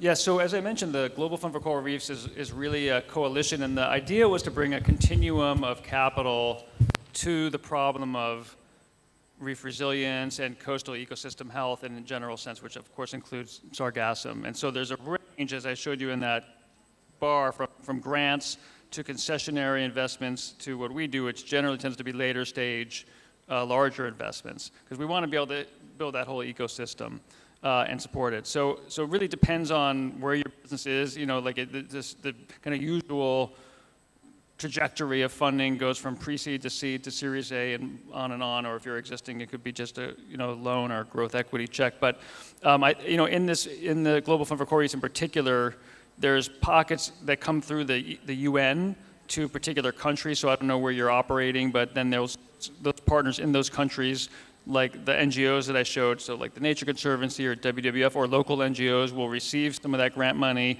be able to partner with early stage opportunities to kind of build capacity or give concessionary investments like a forgivable loan or recoverable grant or something like that. And then as you become generating, as you kind of have less technology risk and generate revenue, then you could come to us or some of our partners that do early stage investment in the blue economy. And there's a growing number of funds that do that. Unfortunately, very few actually do kind of prioritize coastal habitats in the global south. We're kind of the only ones. So the other ones may touch on it at times, but most of the investment activity in the blue economy is venture capital in Europe and the US. And that's one of the things that we need to change. Thank you very much. I think we have the time for the last question. Anyone has a quick question?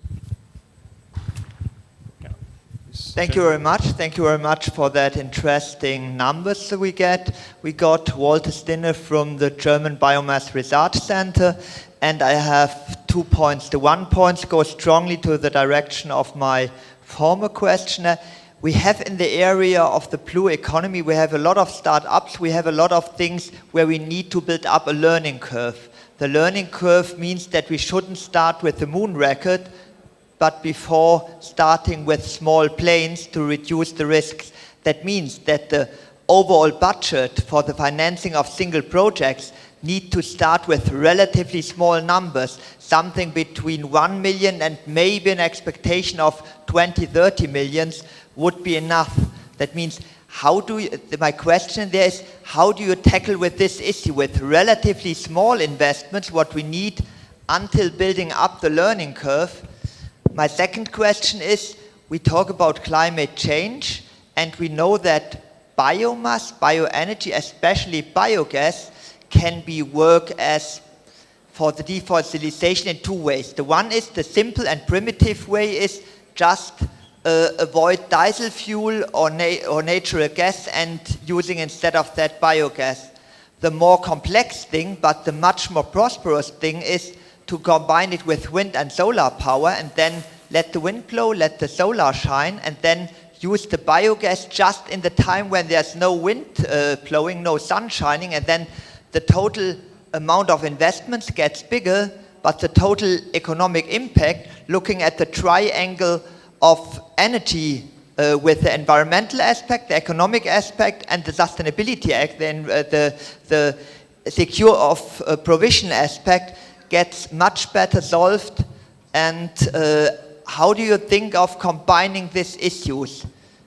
Enlarging the vision, enlarging the object, and then solving a couple of additional problems and solving the issue more bigger. Okay, thank you. Who wants to take this?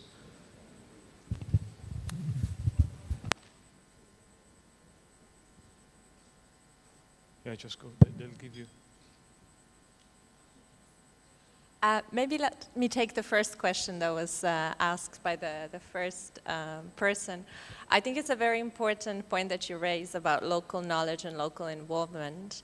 And for example, what we have done in St. Lucia is we have lent to the St. Lucia Development Bank, a national development bank. And some of the programs that I spoke about in my presentation are about working with institutions such as national development banks and microfinancing institutions that really have a very close local knowledge of the communities. And that is very important to us, really, to leverage that knowledge and to have impactful interventions. So I thank you very much for that question that you raised, and that is very much what we intend to do. I think just on the second question, I would just say that we have in-house many technical experts who are obviously involved in all the appraisal of our projects. And so these kind of technical questions would be integral to how we appraise projects and what we see as, the best technological solutions that we could support. And also, of course, we work with our clients to guide and to tailor the projects together in partnership, both in public and private sectors. Thank you very much. I think we are running out of time. Actually, we already did. So the colleagues and I obviously will be here, so we don't have time now to take any other question, but please feel free to reach us, any of us, if you want to further discuss. We are here to, as everybody says, to talk, to learn, and to share expertise, so you're more than welcome to talk to us. We are here for this. Thank you very much for your patience, and thank you to the guests for having been today with us. Thank you.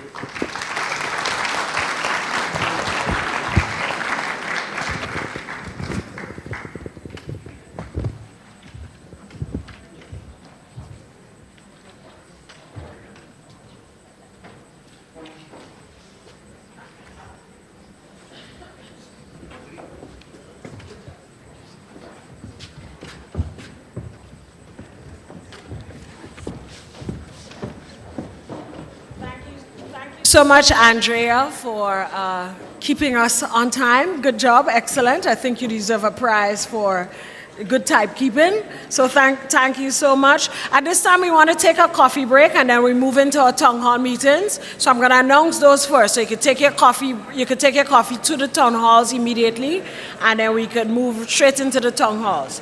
So the town halls will happen, one in St. Andrew's Room, which is upstairs, and the other one in Trinidad Room,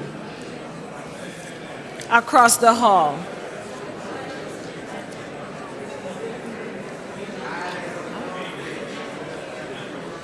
So the business town hall is happening.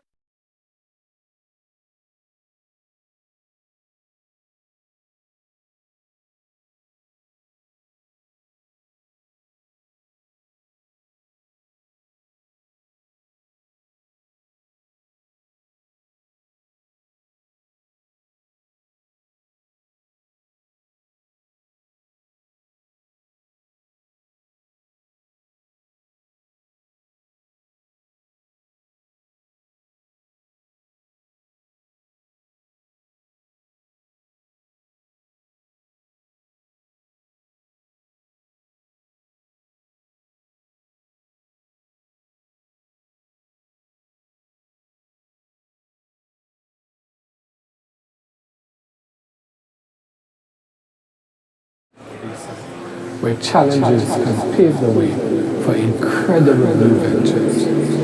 We are bringing our best.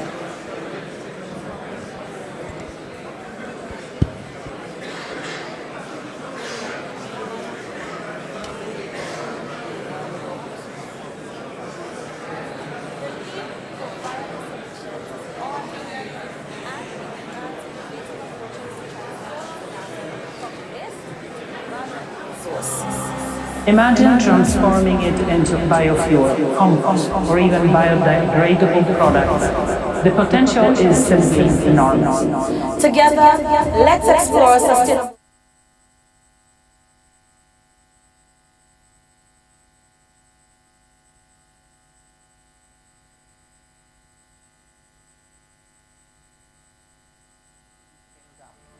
Our mission is clear: to build sustainable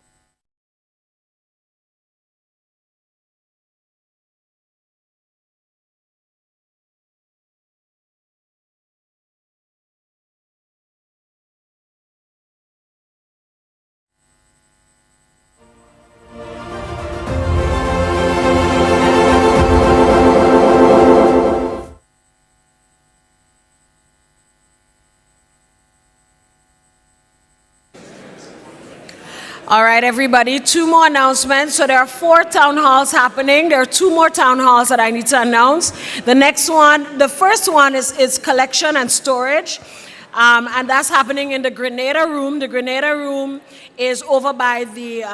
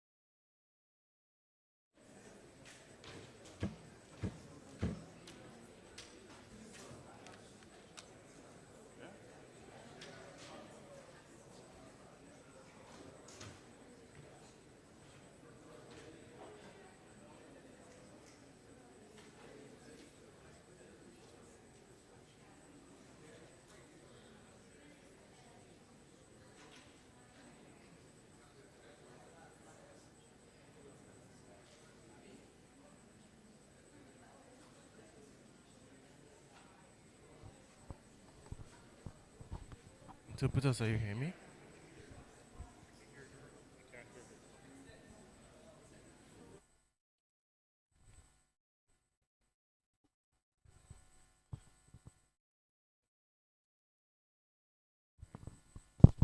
Hello? Hello?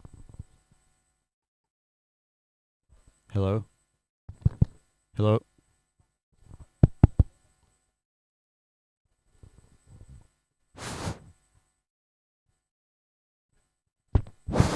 Hello? Hello?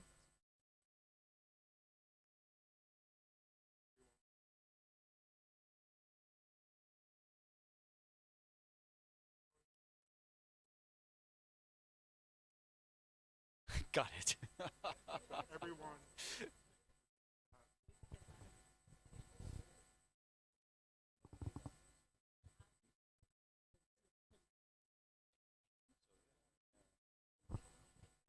I hope so.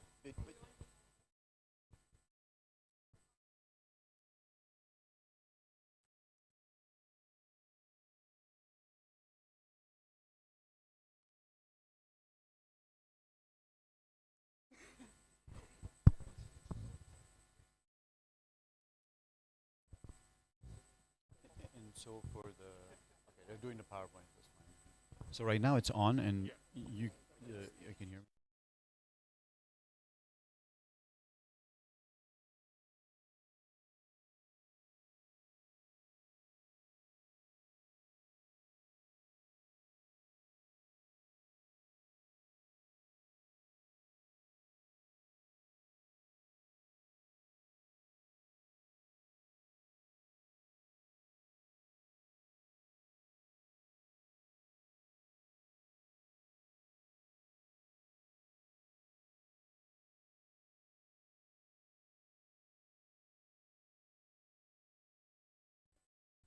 Can everyone hear me?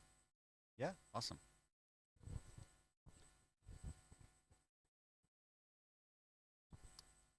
Testing, testing. 1, 2, 3.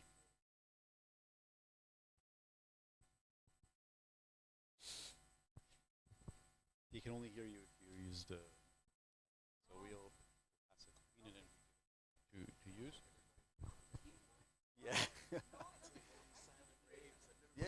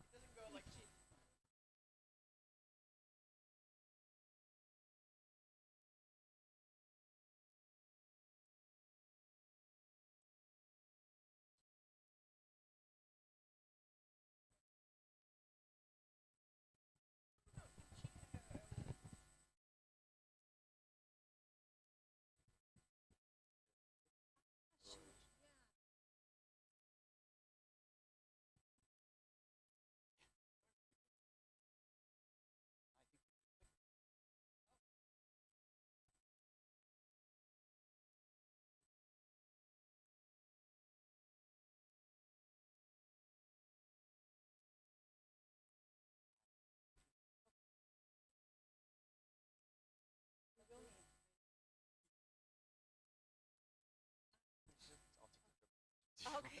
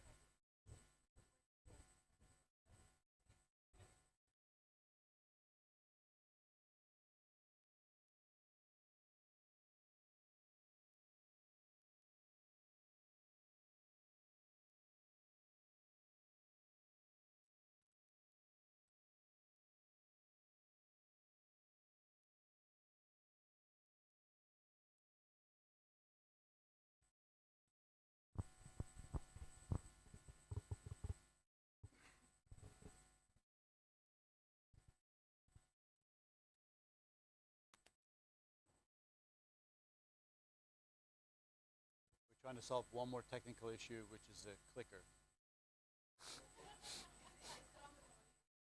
They have to link it to this, otherwise, because that podium one is for those bigger ones.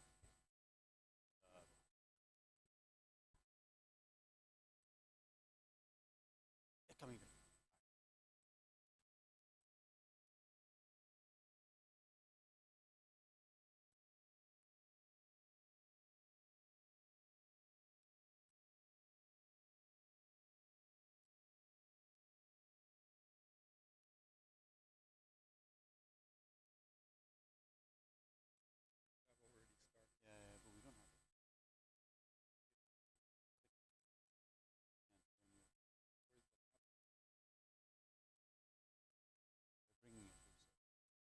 Does anyone not have a PowerPoint? Maybe we start with the person without a PowerPoint. You don't have one. Okay. Maybe we do it like that, so we don't waste too much time. And in the meantime, he will start, and then by the time. Okay.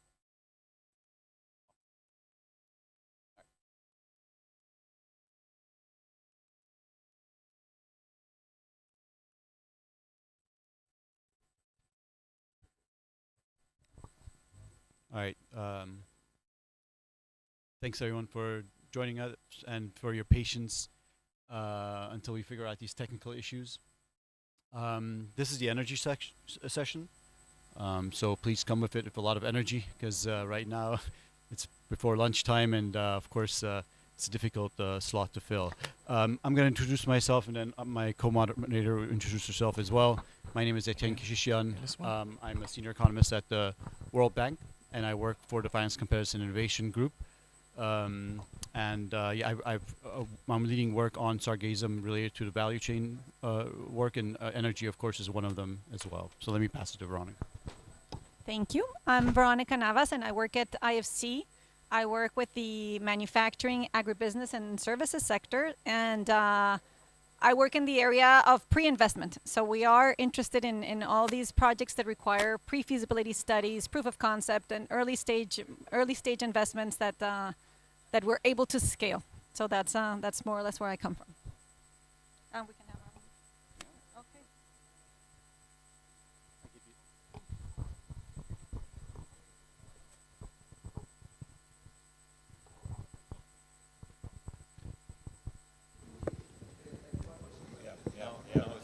Yeah? Okay.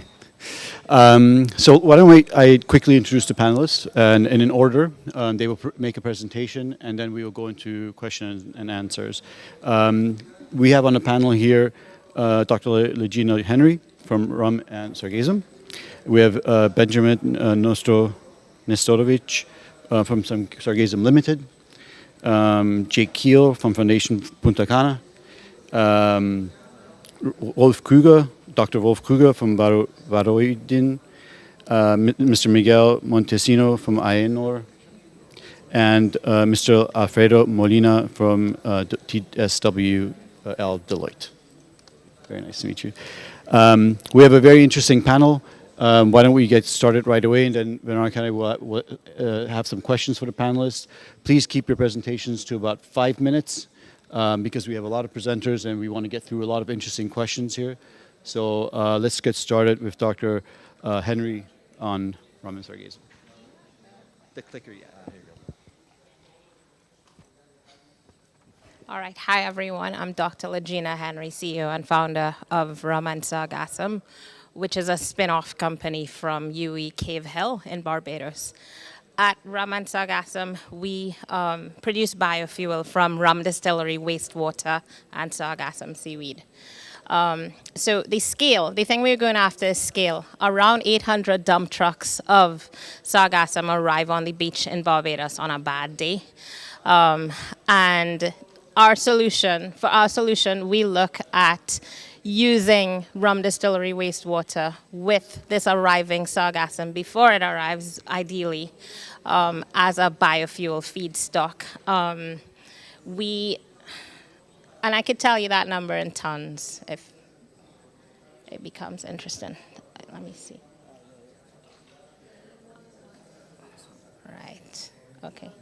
All right. So we call it a biofuel deep tech startup because we've graduated 3 MSCs through the university, as well as we have 3 PhD candidates now on the question, generating the biofuel formula, looking at the prediction of the arrival of the biomass with the help of AI. And that was EU funded.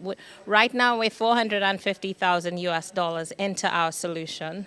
We've raised just under $600,000 on grants and small angel investments. We're building a business, a spin-off business from the university around a revenue model where fuel sells at half the cost it sells at now, because the cost of fuel is pretty high in Barbados and in the rest of the region too. But we have a proven formula already with over 400,000 plus data points from lab experiments. So recently, on September 17th, we successfully launched, we had Test Drive Zero, where we drove a car on, an electric car on Sargassum. It was powered by, I'm trying to hit play on this, trying to guess.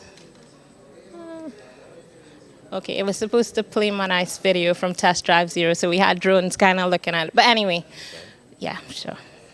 So on September 17th, we drove an electric car on Sargassum seaweed biogas in Barbados.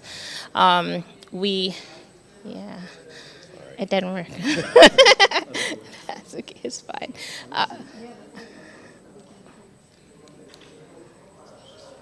Yeah, that's fine. Okay, yeah, it's playing. Okay, good. So basically, we took the biogas it produces, we upgraded it in the garage, and we put that in a propane tank, which we put in a generator and drove a car. That propane tank just landed this morning in Grenada, so this afternoon we're going to do a similar demo here in Grenada, test drive Grenada. But we basically demonstrated you could generate electricity with this natural gas. You could fill up an internal combustion engine car, so which was called a fossil fuel car before, can now be a renewable energy car. And those kits cost around $500 US. So it's a low-hanging fruit for the transport sector to transition to renewable fuel. In terms of this business, we're looking at this startup business, and what we're saying is, if you think of all the road traffic in Barbados, there's enough sargassum arriving to drive all of transport on it to fulfill a lot of the energy needs in Barbados. And so an investment of something close to $26 million US would actually power all of Barbados on this sargassum biogas.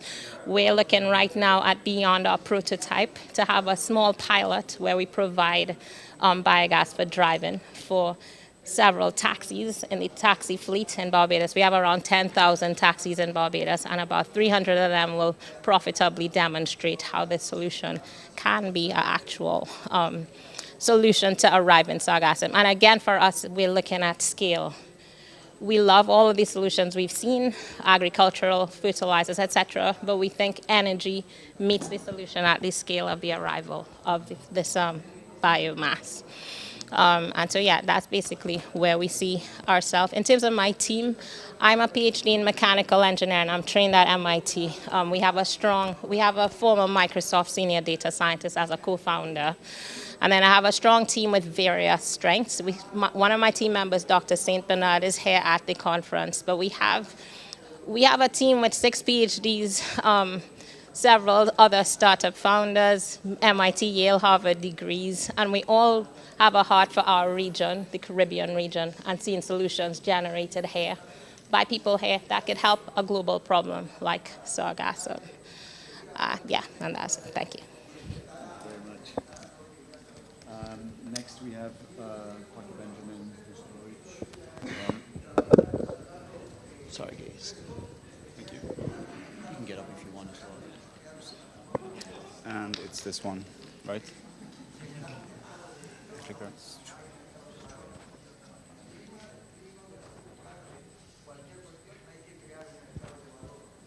Waiting for the PowerPoint.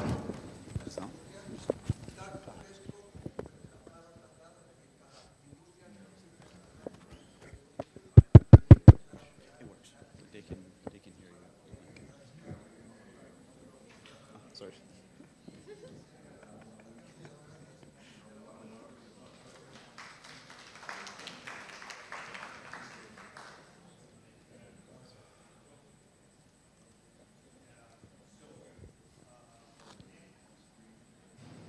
Not me.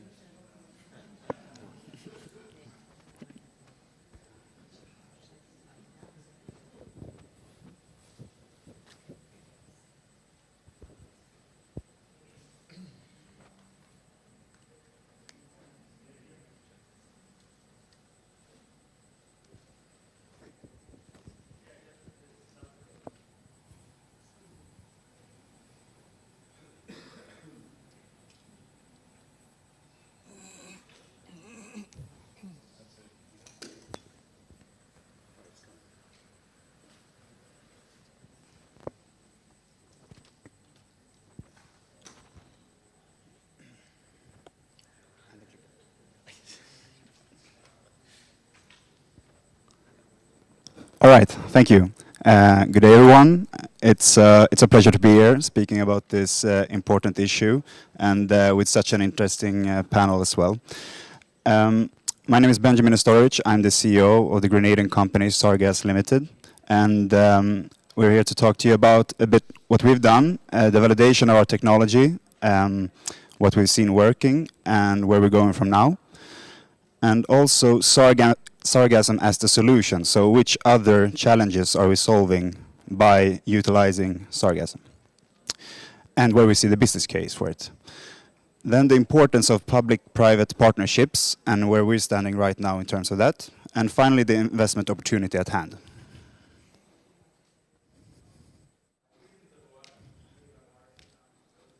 No? Okay. There we go. Okay, so here we have an overview of our process. Starting from the left, we use Sargassum together with other biomass, such as food waste. But we're also looking into sugarcane bagasse and waste streams from the rum distilleries to generate two outputs. Number one, biogas, and number two, biofertilizer. And we have validated this technology together with KTH, the Royal Institute of Technology in Stockholm, to validate these products, quality assure these two products. And for example, measuring the methane content of the biogas and comparing different mixes of Sargassum versus other biowaste to see what enhances methane content, because that's what we want to maximize, and also different pre-treatment methods. And we've also done analysis on the fertilizer to measure its productivity as well as the concentrations of heavy metals. Now, we've seen really good results, and that's why we want to scale this up. And as my colleague, Dr. Angus Friday, highlighted yesterday in his panel discussion, is that where we really see the potential and business case for biogas in Grenada and throughout the Caribbean is to generate electricity from the biogas. So that's why we're now going to establish a large-scale facility to generate electricity on the east coast of Grenada that is badly hit by the Sargassum. And this would be a 150 kilowatt unit generating above 1 gigawatt hour of electricity annually. And the second output, biofertilizer, we want to deliver to the sugarcane farmers, the very same that provide us with their waste, closing the loop with circular economy. And also, finally, we want to involve the local communities on the East Coast in this solution, because they are the ones affected by it and live with it every day. So, what other challenges are there that our products can solve? Grenada and the whole of Caribbean, most small islands, are dependent on fossil fuels and imported fossil fuels. And in Grenada, about 90% of the electricity production is from diesel. So this causes three things: high emissions, of course, lack of energy security, since we have to import the energy, and thirdly, expensive electricity. So implementing our solution right now mitigates these three things. But if we look ahead and think what type of electricity generation will be prominent in a sunny country like Grenada, it will be solar. And solar is great, but we need since solar is variable, we need a stable, plannable electricity generation as well. And that's what we can provide to small island nations to abate fossil fuels in the energy sector, because we can't use diesel anymore as a stable generation. And just shortly on the right side, fertilizer, there is not enough normal or artificial fossil-based fertilizer in the region, and especially not organic ones. And our product is an organic, and thereby customers can certify their crops as organic, and yeah, that's where we fill a gap in the market. So where is Sargas standing right now? We've successfully raised capital from a private investor to enable the work that has to be done to get to the right-hand side of this timeline here, meaning building the facility. And shortly we're expecting to sign a memorandum of understanding together with the Grenada Solid Waste Management Authority to secure a steady supply of sargassum to our facility on the East Coast. And we're also right now applying for getting an electricity generation license from the utility regulator PERC. And with PPAs in place and funding secured, we're looking to scale this up. So here is the investment opportunity at hand to enable this. As I mentioned, the high electricity prices make this a very favorable business case with a payback time within 5 years. We're raising $2 million US dollars to procure and build and then operate this 150 kilowatt facility. And when we look ahead, this is just the start. We want to scale this up further, up to 1 megawatt, depending on the available biomass in a certain location, and also replicate this innovation sustainably throughout the Caribbean basin. And I would just like to end the presentation by paraphrasing Felix Fernandez Shaw from yesterday. He said, "No more studies, let's get to work." And that's what we want to do. So thank you for listening. Thank you.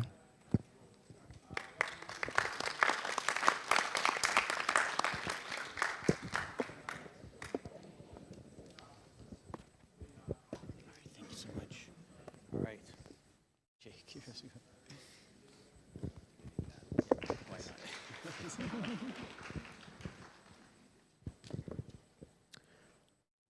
All right. Can you hear me okay? We're good? Okay. I'm Jake Keel from Grupo Punta Cana, a tourism resort development in Dominican Republic. I'm a Sargassum survivor. We've been facing this problem from the tourism sector now for going on 15 years.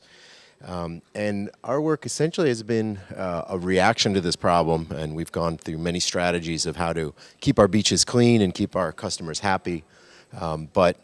We've been inspired by the idea of many companies that have formed research and development hubs. And specifically, if you think of Lockheed Martin, I don't know if people are familiar with that company.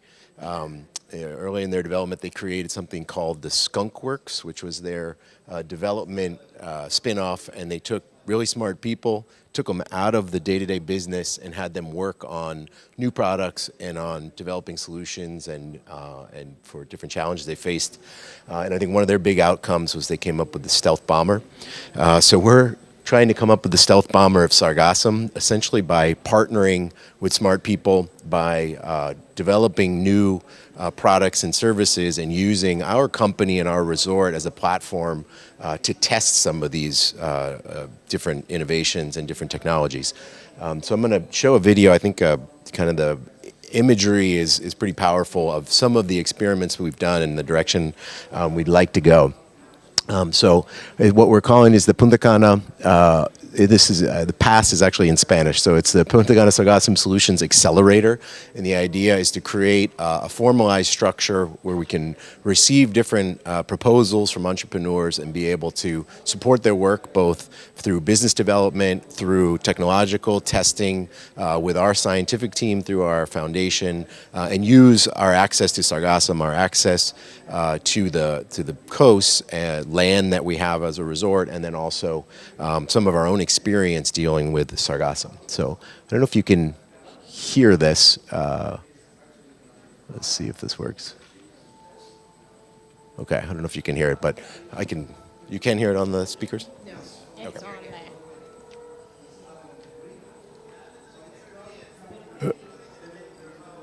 Yeah, I can narrate through it a little bit. So basically, we've been inundated by this challenge, and some of the ways we've approached it is one by building floating barriers. So this is actually a floating barrier that we developed ourselves in the maintenance shop, and we now have tested close to half a dozen different types of barriers in Punta Cana, both commercial barriers, barriers we've designed ourselves, some things made locally.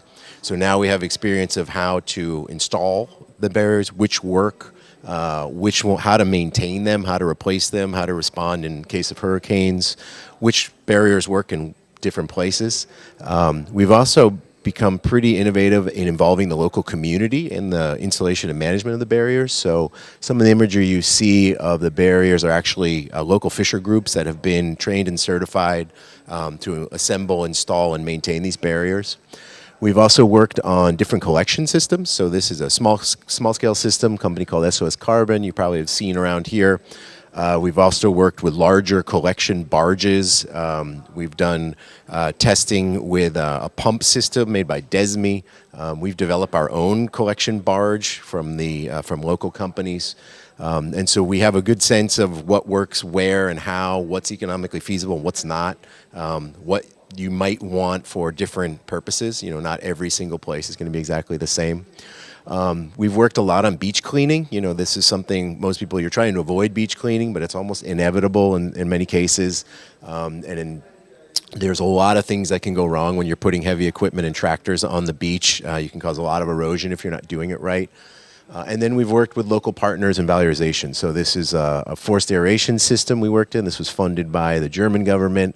We have set up biogas facilities at the resort. We've done experiments transporting and transforming biogas. We've shipped fresh sargassum in containers, refrigerated containers, to Finland. We've now been doing this for close to 3 years, where they're doing their own R&D. It's a company called Origin by Ocean, who's also here.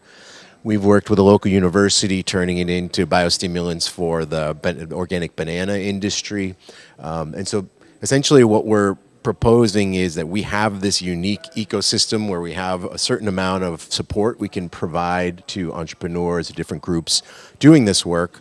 And what we'd like to do is be able to assist them in growing and scaling their business. You know, I think very often what we talk about here and what people have dreamed up on their laptop in a beautiful presentation is not exactly what happens when you get out in the field and start testing it. So if you, in the words of Mike Tyson, everybody's got a plan until you get punched in the face, and Sargassum definitely will punch you in the face, as you probably can attest to, most of the other people on stage. And so we would like to be a positive force in coming up with these solutions, sharing what worked and what didn't work, both in the DR, in the hotel sector, in the tourism industry, and throughout the Caribbean, and really, you know, speed up these solutions. I think that's where we are now. We have lots of great ideas. We have lots of smart people doing cool things. We have lots of interest in the space, and we need more companies and resorts and entities that are willing to kind of facilitate this work, make it less expensive, provide space where they can do their operations, help them with business development, with the business model that they might deploy in order to make this work more viable. And so we're hoping to play a role in that. And you know, we're not really looking for anything at this conference at the moment. We've got a couple of funding proposals in where we would be able to accept proposals and then help finance these different entities to really carry out their work in the field, in the lab, and working on these and coming up with something that's really scalable and possible. So hopefully this is useful to you all, and we look forward to hearing more questions.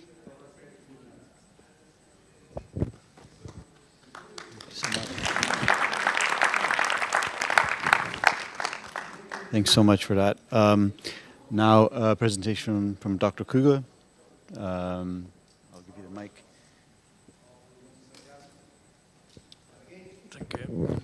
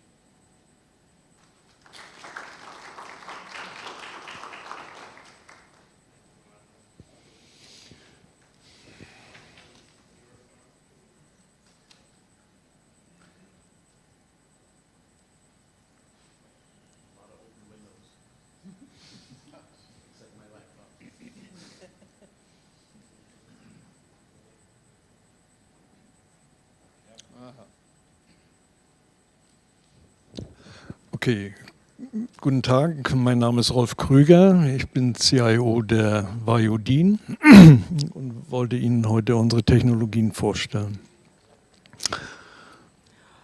There's no translation. Yeah. I think we just want to double check whether there's English translation.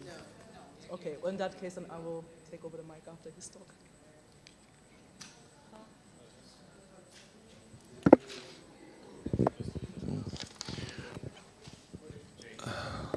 Okay. Wir sehen unsere Aufgabe darin, aus Reststoffen, Hausmüll, Industrieabfälle, Biomassen aller Art Energie zu erzeugen.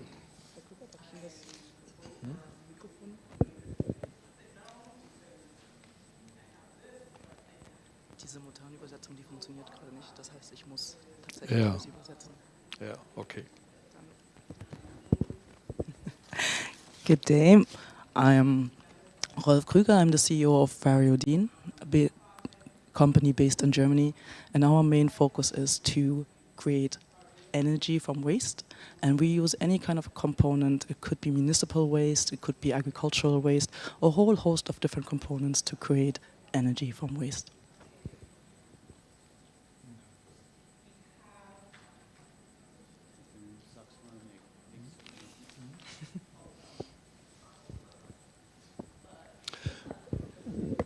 Uns stehen mehrere Technologien zur Verfügung, die wir teilweise selbst entwickelt bzw. spezifiziert haben. Grundlage dafür ist in den meisten Fällen die Elektrolyse, die Pyrolyse. Next.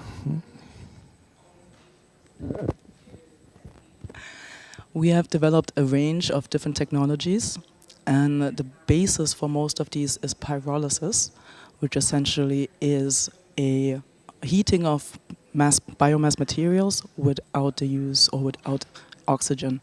And most of these technologies we have developed ourselves and can scale to whichever need we need to address.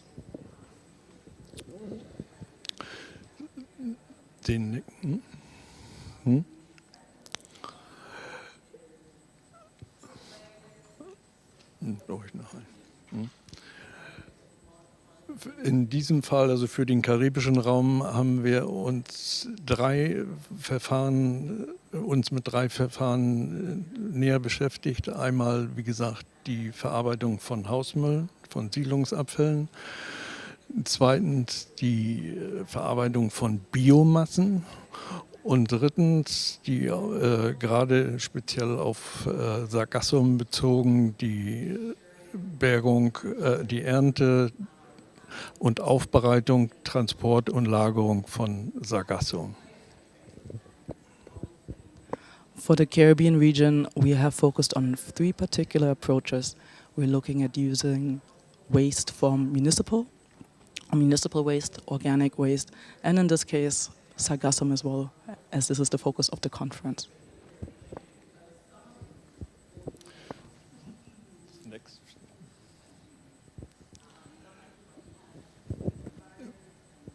Das sind ein paar Eckdaten für eine minimale Anlage zur Beseitigung, zur Verarbeitung oder Verwertung von Siedlungsabfällen. These are key corner points for the processing of municipality waste. Das wäre zum Beispiel eine Darstellung in Containerbauweise. This is a module that would be utilized in form of a container system. Das nächste sind Biomassen, also im Kern jetzt und hier Sargassum. Wir sehen Sargassum als eine Biomasse wie jede andere. Haben uns natürlich speziell damit befasst und haben Untersuchungen von Hochschulen in Deutschland und Skandinavien durchführen lassen. In this case, we consider sargassum as one of many other biomass components. And we have conducted studies in collaboration with German and Scandinavian universities to assess the potential of using sargassum as part of another biomass component mix.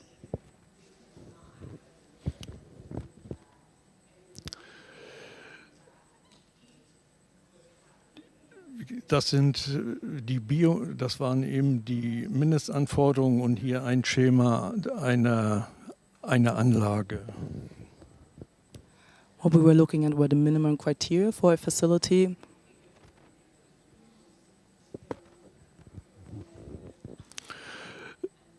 Zwischendurch möchte ich noch erwähnen, dass bei allen unseren Anlagen wir uns immer nach den Anforderungen richten können. Wir können sie so ausrichten, dass wir zum Beispiel vom Hausmüll die Kleinstanlage von 2000 Tonnen im Jahr bis zu 100.000 Tonnen im Jahr unskalierbar arbeiten können.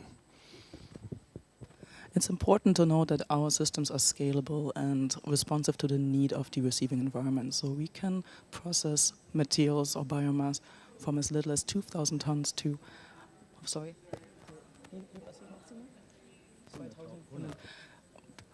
from 2,000 tons to 100,000 tons a year.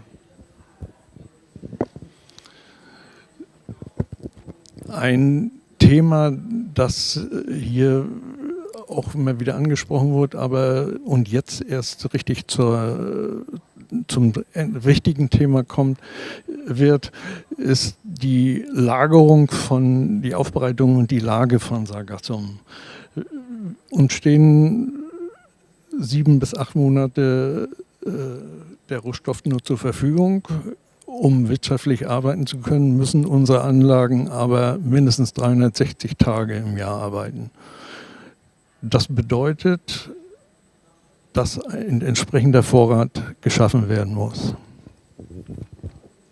A really critical point to note is that as we're talking about sargassum as a main component, you need to consider that this is a seasonal resource. You may get it only 7 months a year, so therefore storage and processing is critical, and you need to create the infrastructure to allow for the storage and also to bridge the time when you do not have that resource available.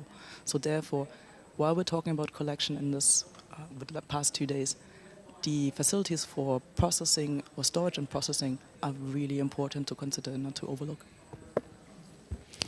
Bevor wir zum nächsten Thema kommen, vielleicht noch ganz kurz unsere Arbeitsweise. Wir kommen und erfassen die Menge, Form der Reststoffe. Ich sage bewusst Rohstoffe. Wir sehen die Reststoffe als Rohstoffe und erfragen oder ermitteln den Bedarf an Energie, den Energiebedarf in Umfang und Form. Elektroenergie, Wärme, Kälteenergie, Wasserstoff, Methanol und so weiter.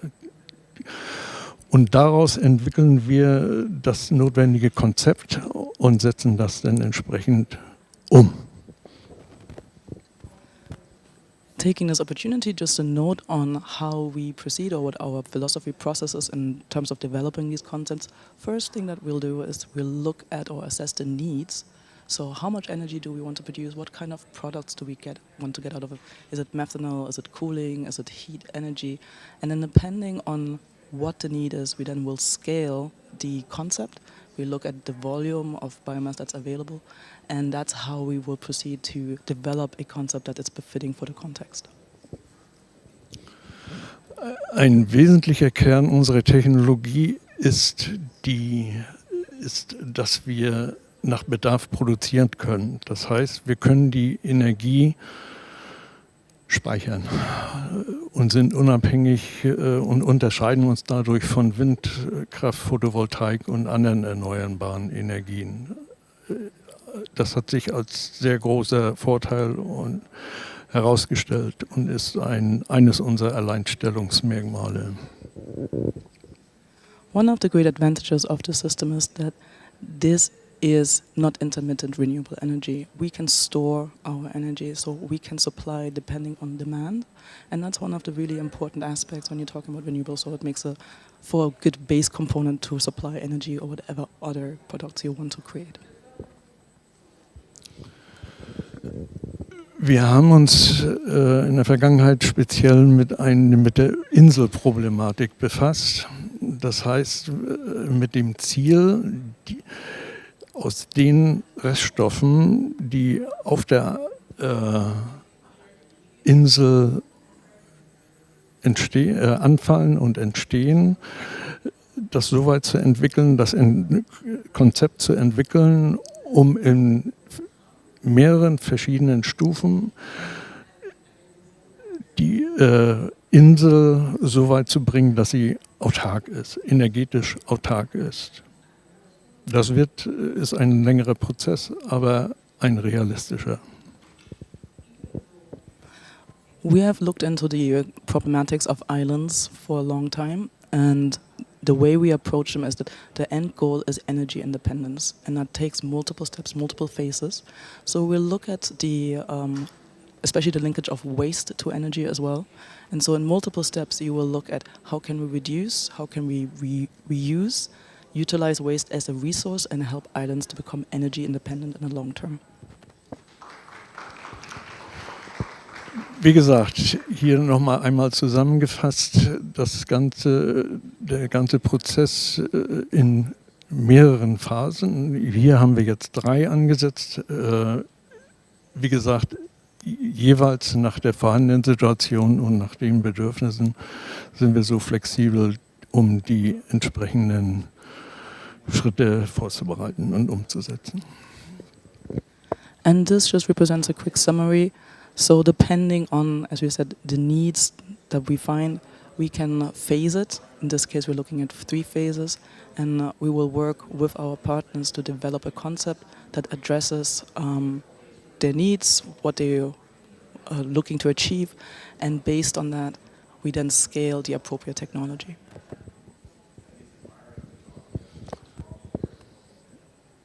Ja,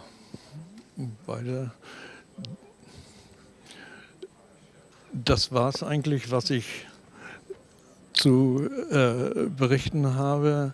Wie gesagt, wir sind mit unseren Technologien so weit, dass wir, wenn die entsprechenden politischen Rahmenbedingungen geschaffen wurden und die Investoren, mit denen wir in Verbindung sind, unsere Konzepte akzeptieren, wir sind so weit, dass wir sofort beginnen können.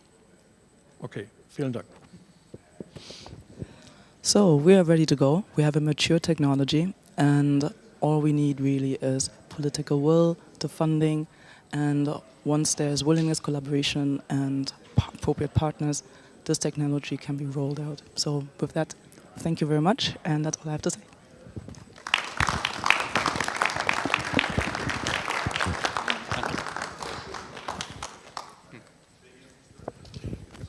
Hola.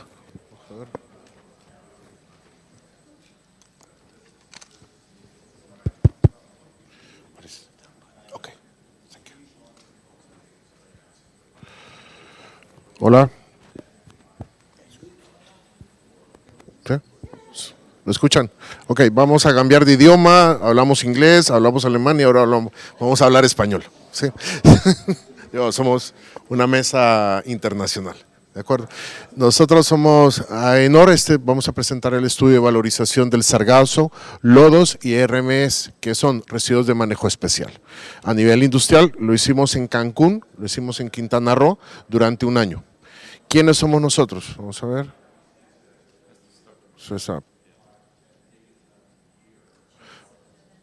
Nos contrata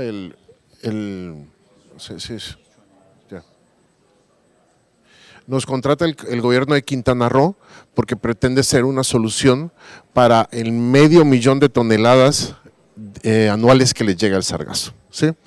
Nosotros somos una compañía española, éramos el acrónimo de la Asociación Española de Normalización y Certificación y tenemos más de 400 proyectos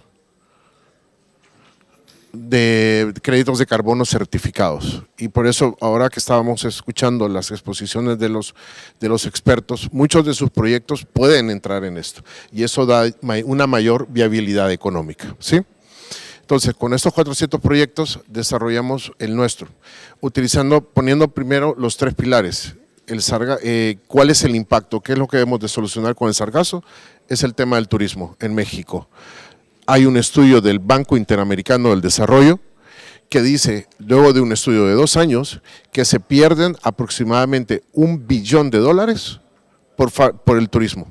Es la afectación del sargazo, ¿sí? No nos desenfoquemos, no hablemos, el sargazo, perdón la expresión, no es oro, no es petróleo, no es diamantes, es un residuo, es una basura. Tenemos que actuar ya en eso, ya no, como decía Félix ayer, ya no más política, ya no más normativa, ya no más acuerdos, no, tenemos que ponernos a trabajar ya. ¿Por qué? Porque la afectación, por lo menos en México, es de más de $1 millón, de $1 billón, perdón. Entonces, lo que hicimos fue tratar de trabajar con residuos sólidos urbanos. Lamentablemente en Latinoamérica no existe la cultura de separación en la basura. Entonces, es difícil trabajar con eso. ¿Qué encontramos? Los lodos de las plantas de tratamiento, lodos crudos. ¿Sí? Con eso sí se podía trabajar, porque el sargazo por sí solo no es negocio. No es negocio, porque no puedes basar un negocio en una materia prima que no tienes control. No tienes control en la materia prima. No sabes cuánto va a llegar, no sabes la calidad de la materia prima. Entonces, la idea nuestra fue combinarlo con algo que tuviésemos de forma permanente en los residuos. ¿Sí? Este es el objetivo del estudio, fue la producción de biogás para poder certificarse a la conversión de créditos de carbono. Otro enfoque, un enfoque más ambientalista, un enfoque que tú, por evitar que el sargazo se pudra en un vertedero o en la playa, puedes obtener créditos de carbono, porque la molécula de metano, que es el CH4, no viaja a la atmósfera. Tú la recuperas y la transformas en biogás, ¿de acuerdo? Esta es la estrategia de valorización, este es el mapa de Quintana Roo, están marcadas las plantas de tratamiento, ya se han identificado los parques tecnológicos donde se van a implementar, pero esta era la prueba de concepto, ¿ya? Lo que hicimos fue traer el concepto y hacer la realidad. Entonces, hicimos la construcción del laboratorio de pruebas, este es el layout de los biodigestores, fueron 2 biodigestores de 15 toneladas cada uno, en el cual uno se trabajaba con sargazo y en el otro se trabajaba con sargazo más otro tipo de residuos. ¿Para qué? Para buscar esa fórmula en la cual se produjera más biogás y produjeras también mayor créditos de carbono, ¿sí? Entonces, esto fue un trabajo de 10 meses donde se tomaron datos, se estuvo trabajando muchísimo y con ello podemos tener ya datos reales. Este es el tipo de barcazas, estas barcazas existen en Miami, ya Miami está trabajando, fuimos a ver ese tipo de barcazas que están cosechando más o menos de 100 toneladas a 880 toneladas. ¿Por qué? Porque aquí no olvidemos, lo importante es que no llegue el sargazo a la playa. Eso, no podemos olvidar la afectación del turismo. Entonces, ¿qué necesitamos? Que se coseche en mar. Y también estos están patentados porque inyectan un tipo de ozono para bajar la concentración de amonio, con lo cual ayuda a evitar la acidificación de los mares y por ende la afectación de los corales. Esta es la inversión, estos son indicadores económicos y sociales. Ya el proyecto pensado para todo Quintana Roo, estamos hablando de cosechar el sargazo, las barcazas, preparación, biodigestor y ¿qué es lo que vamos a vender? Bonos de carbono, créditos de carbono y gas GLP, gas licuado. No se puede producir energía, no se puede inyectar energía eléctrica a la red mexicana por una ley que existe, ¿ya? Pero con la venta de gas GLP y los créditos de carbono, el proyecto es financiable, es técnica y económicamente viable, tanto así que genera empleos, 800 empleos directos, estamos hablando que también hay 2.500 personas recogiendo el sargazo en playa, porque vamos a ser sinceros, no se va a evitar que no pase el sargazo, siempre va a llegar sargazo, pero la idea es que el mismo proyecto pague a los recolectores y también 9.000 empleos indirectos. Se está hablando de 6 plantas procesadoras de biodigestor, 10 barcazas, Jet Life, 6 barcazas Spider. ¿Cuánto cuesta este proyecto? son aproximadamente 300 millones de dólares. Un equity del 20%, manejando una TIR del 18%. El P&L por 10 años es de 275 millones de dólares. Es decir, es rentable. ¿Sí? Ya se está hablando, Quintana Roo está hablando ya con, por ejemplo, Sumitomo, que es un banco japonés, se está hablando con Hyundai para que inviertan en el proyecto. O sea, ya, de hecho ayer me llamaron que ya vamos a entrar en una segunda fase con el gobierno de Quintana Roo. Entonces, este ya es un proyecto probado, es una solución, no es la mejor ni la peor, pero es una solución que la podemos activar ya. Y eso es lo que necesitamos, hacerlo ya. No podemos esperar. Si volvemos a estar en un congreso, perdón, de aquí a 10 años, es que no hemos hecho nada. Es que para hablar, no. Tenemos que empezar a actuar. Así que esta fue la entrega que hicimos hace 3 semanas. El CEO de AENOR viajó desde España a entregarle el estudio de valorización a la gobernadora de Quintana Roo. O sea, ya está, inclusive ya tiene el borrador del PDD, que es el Project Design Document, para presentarlo a Gold Standard para ver el tema de créditos de carbono. ¿De acuerdo? Eso era nuestra intervención y todo esto pues obviamente apoya los objetivos de desarrollo sostenible. ¿De acuerdo? Recuerden, tienen que ser proyectos técnica y económicamente viables. Ya se comprobó que sí es rentable. ¿De acuerdo? Porque si no le metemos dinero a esto, no estamos haciendo nada. ¿De acuerdo? Ok, gracias.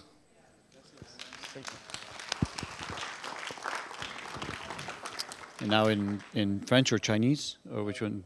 For everyone. I have no presentation. Oh, yeah, no. Can everybody hear me? Great. So first of all, an apology for not bringing a presentation, but we do have an NDA signed with our clients, so we cannot present any of the content, but I can speak about it and I can tell you about it. So my name is Alfredo Molina. I'm a partner from Deloitte based in Mexico City, the practice of infrastructure, and we're working with the Cities We Love in Mexico, and we help them develop this feasibility study to assess how to harness sargassum and its potential and then use it to produce biomethane, but also sustainable aviation fuel. So an important part of our study is, as has been mentioned before in this forum and throughout the whole event, that the first thing is to stop sargassum from getting to the beach, because in the first place it's going to help us reduce all the negative impacts that we're having, not only in the marine life, in nature, but also on tourism and on local economies. But also because we can harness this resource at the sea and then bring it to shore, to land, so we can use it for different products, as we have seen in the event. We have developed 3 different business cases. The first one is to content and collect sargassum at sea with already existing technology, and we have been getting favorable results. I don't know if you are familiar with the Ocean Cleanup Initiative. We have a very similar idea. We have been in contact with them. They have shared expertise and key knowledge, and we think this is going to work out. The second business case is to produce biomethane from the sargassum. Of course, we're still working on pre-feasibility numbers, but we're looking at good results considering biomethane, biofertilizer, and also calcium carbonate. And the third, we are analyzing sustainable aviation fuel.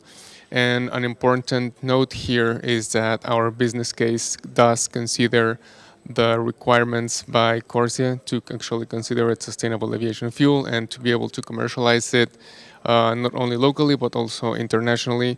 And here we have the same favorable results, selling SAF, selling biofertilizer, and also calcium carbonate. And the step that we're on right now is actually developing the engineering studies for these machines to start producing and start working right away. No more studies, but developing projects. Thank you very much. Very efficient. Okay, thank you very much for all the very interesting presentations. I think that it's a a great privilege to be able to hear such different stakeholders that are addressing the same problem from different angles. I have a ton of questions, but I think that the idea is that this is interactive so that we don't take up all the time. But I have one question that came to mind hearing the story from Miguel Montesinos. And I think that it's an obvious question considering why we're here, and it's what do you think it would take to apply a model such as yours in the Caribbean, in a small island like Grenada? What are the challenges and what do you think it would take? In Spanish again. Okay. Vamos a ver, eso es importante, muy buena pregunta. El modelo que nosotros buscamos es que sea replicable, ¿sí? Que lo puedas aplicar, tal vez ahora todos tenemos lodos de tratamiento de agua, de las plantas de tratamiento, eso hay en todo el mundo, entonces es un residuo que tú puedes utilizar con el sargazo, ¿sí? Deberían de haber plantas de tratamiento, esa es la teoría, si no la tienes que combinar con otro.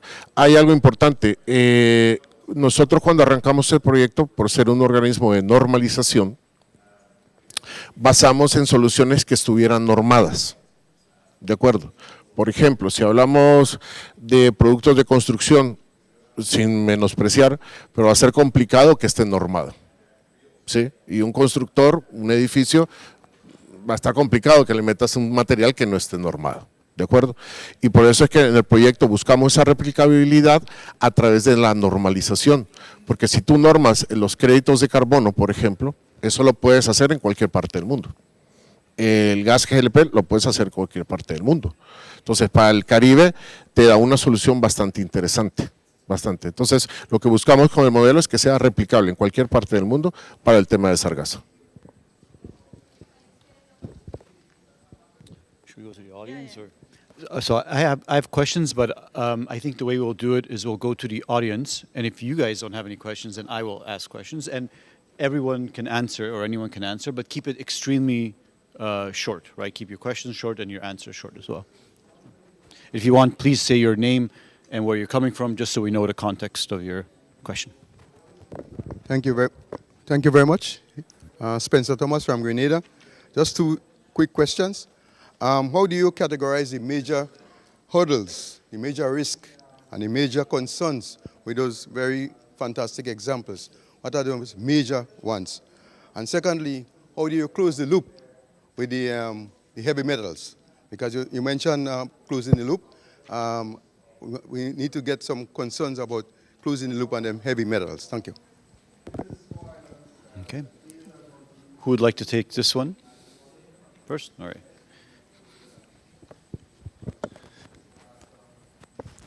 Thank you for the question. So starting with the second one on the heavy metals, what we saw in the studies was that the concentrations were very low compared to benchmarks. But I mean, it varies between batches, and you need to test it continuously. But I mean, it's been a discussion throughout the day yesterday as well. And this discussion about arsenic, and I mean, it's prevalent in most fruits and vegetables. And I mean, we need to know more and continuously testing. But I think we should move forward with this and not let it be a showstopper. And the first question, I forgot. Hurdles, yeah, exactly. Okay, I can just shortly, and then I can give the mic to someone else. The logistics and having the whole value chain work together, because there's a lot of stakeholders involved, and there's a lot of tons of sargassum and other biomass we're going to handle. So the logistics will be very important to handle in a good way. Something that we talked about before the panel as sort of a hurdle is you have very many pilots happening, you know, the range of anywhere from, you know, $10,000 up to $100,000 or $400,000 or $600,000. And then you have the large investors. All this morning we're talking about $100 million or $300 million. And there's a pretty big space between $100,000 and $300 million. So how do we take these projects that are very scale, very pilot, experimental, and then how do we take them to the $300 million project? Does every single pilot project have that capacity to manage those kind of resources? And then I think the other piece is, as you said, there's a lot of moving parts. If you're going to try and run a biogas plant in Germany, for example, that's what one company does. That's all they do. And then all of a sudden now you're going to have to manage a Sargassum collection company and work out all the policy and the logistics with the government and the regulations. And so you have each company having to have so many hats, to wear so many hats in order to make this a viable business. So I think those are serious hurdles to try and get over. If you want to add to that. Survivor of funding gaps. Yeah, so one other hurdle we find is because it appears, so for example, Raman Sargassum is a Barbados-based company. And when we go to international fora for development funds and grants for startups, I think people don't immediately see how it could be scalable, how a solution that starts in Barbados could scale somewhere else. So we've tested in San Diego, we've tested in Tobago and Barbados, and looked at feedstocks in all these different locations and found good results. But the immediate assumption of a funder hearing, oh, this is a Barbados solution, is it won't scale, so I'm not super interested in jumping on board. So perceived small island solutions also have to overcome that barrier with funders. It's a visibility barrier. Let me go to other questions, and we can come back. Yeah, we can come back. I will pick on you, and then you will get the next question. I just want to get a good set of questions going and discussions going, because this problem of that we're touching on here is going to come up again. So let me see if there's any other questions. Right. And please say your name and.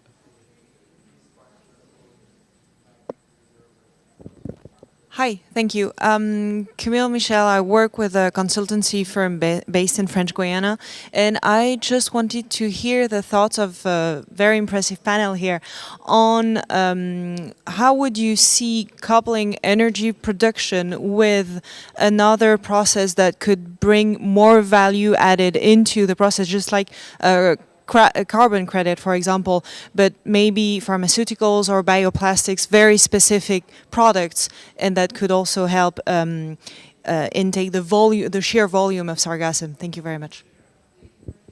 Thank you so much. And just selfishly, if you can also tap into the question of the carbon markets, that was one of my questions. But let me start with Dr. Krüger. We still have a comment for the last one. Yeah, I have to make a comment. The question was about energy is good, but can there be other products that can benefit from the, energy value chain, right? Also die Frage war, Energie oder Umwandlung in Energie ist gut, aber gibt es noch andere Werte, die darauf folgen können, von der Energiewertekette? Welche andere Produkte können darauf aufbauen? Kann, aber ist nicht unser Bereich. Yeah, okay. It's not necessarily his topic, but the carbon side, the product side. The product side.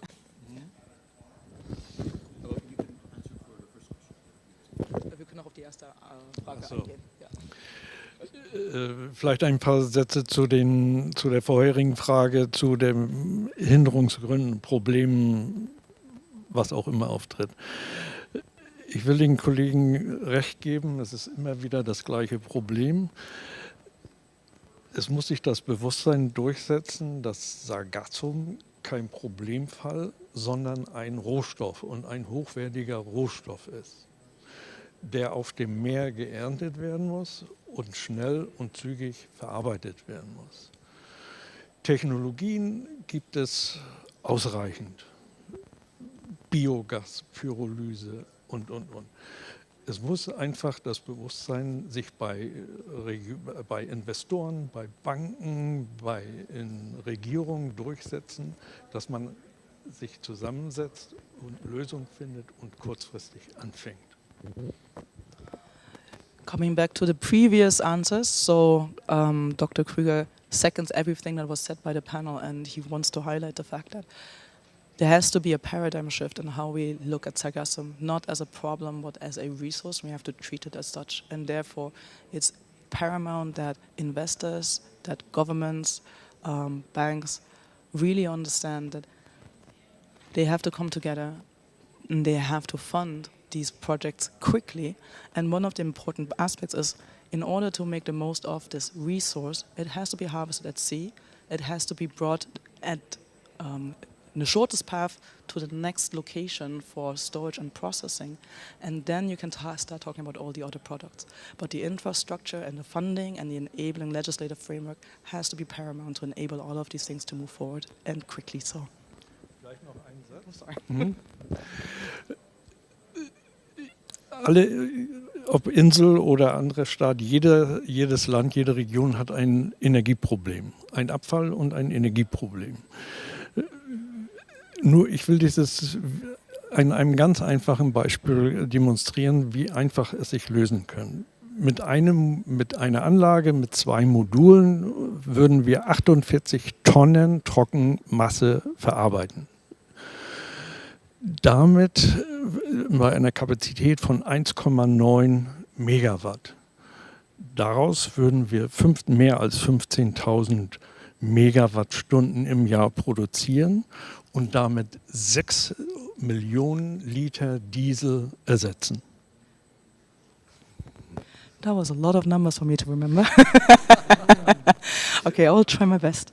But to highlight the linkage here and also the opportunity. So no matter whether you're an island or a large country, everywhere in the globe we have an issue of energy and waste management, and you can link these. So essentially utilizing waste for energy. And with 48,000 tons of sargassum, or dry sargassum, you can create, okay, one by one. 45 pro Tag. Oh, okay, 48 tons per day. You can create 15.000 Megawattstunden im Jahr. 15,000 megawatt hours per year. Ersetzt 6 Millionen Liter Diesel. Which can substitute 6 million liters of diesel Zur Stromerzeugung. for energy production. So if you think of a context, and I'm adding, if you think of a context like Grenada, where 90% of the energy comes from diesel generation, this would have a massive impact. And that's irrespective of being an island or being in a larger context. Vielen Dank. Absolutely, but let me go to the two. Okay. Yeah. And So the carbon. yes. Any thoughts on the carbon? Okay. But your question about other products, biogas. I mean, at least in our process, any part of the sargassum, we could dump it in the digesters. So I think there is room for ecosystem between the higher value products that become cosmetics or plastics and what's left over from that process, to team up with biogas and put whatever's left over in the digesters as a biomass. In terms of carbon credits, well, just specifically to us, to rum and sargassum, we've spoken with a New Jersey firm about looking at carbon credits as one of the first investments in our scaling up activities. So it's basically, we're gonna get finance from them based on future carbon credits on a small pilot, which should fuel around 2,000, the equivalent of 2,000 family cars. So those are conversations we've had as a small startup, spin-off startup from the university. Anyone here to add to the discourse? Sí, nuevamente español. El tema es, perdemos de vista cuando queremos hacer temas de alto valor, de seguir investigando, perdemos de vista, con todo respeto, el problema del turismo, por lo menos en México. O sea, sigamos investigando, pero actuemos ya. Tú puedes sacar más cosas, sí, pero sigues perdiendo dinero por el sargazo.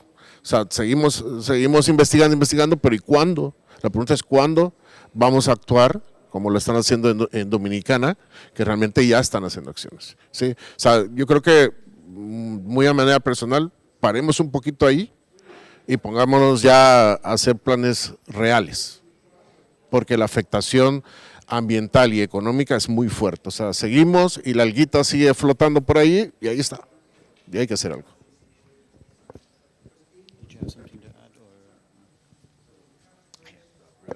Really quickly, I don't think necessarily that they can be done in parallel. I think you could have biogas as one solution, or you could make the liquid biostimulants, and the byproducts that come out of that biomass or that material can then be put into other types of products. So I think that the R&D can continue to happen on the higher value products or as those markets come available. But I agree. I think you want to hit it at as much material as possible in whatever your solution is. So if that's biogas, if that's composting, if that's biostimulant, and then that leftover material, which is either inert or dried or no longer significantly problematic in terms of gases or decomposition, smells, odors, whatever, then it's much easier to handle.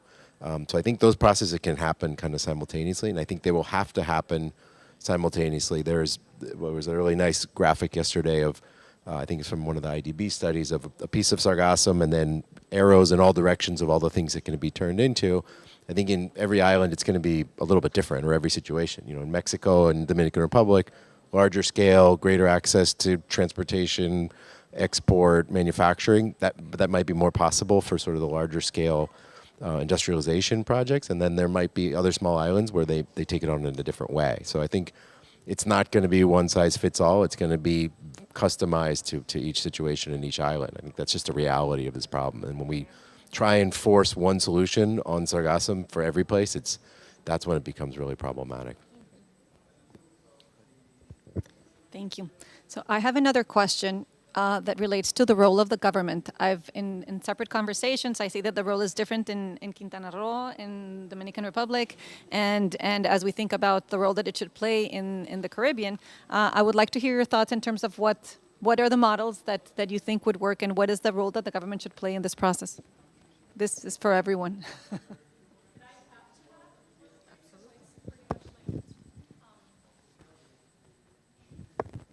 Thank you. I wanted to ask about EDFI, European Development Finance Institutions. The EDFIs are often impacted by the sustainable finance regulations.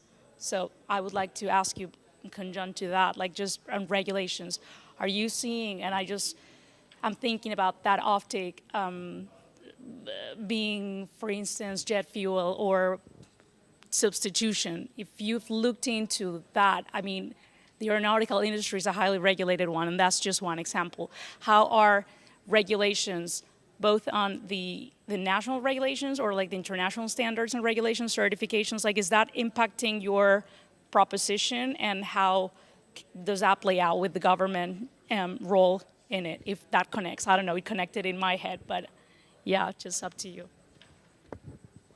The role of government. Who would like to take the role of government? So we're based in Barbados, and we're being incubated by the Office of the Prime Minister. We pulled in the room for example, there were recent conversations on a biogas policy for Barbados, and rum and sargassum was in the room. So I think of Barbados as a great example of an environment where the government, I mean, Barbados is on a path to being 100% fossil fuel free by 2030.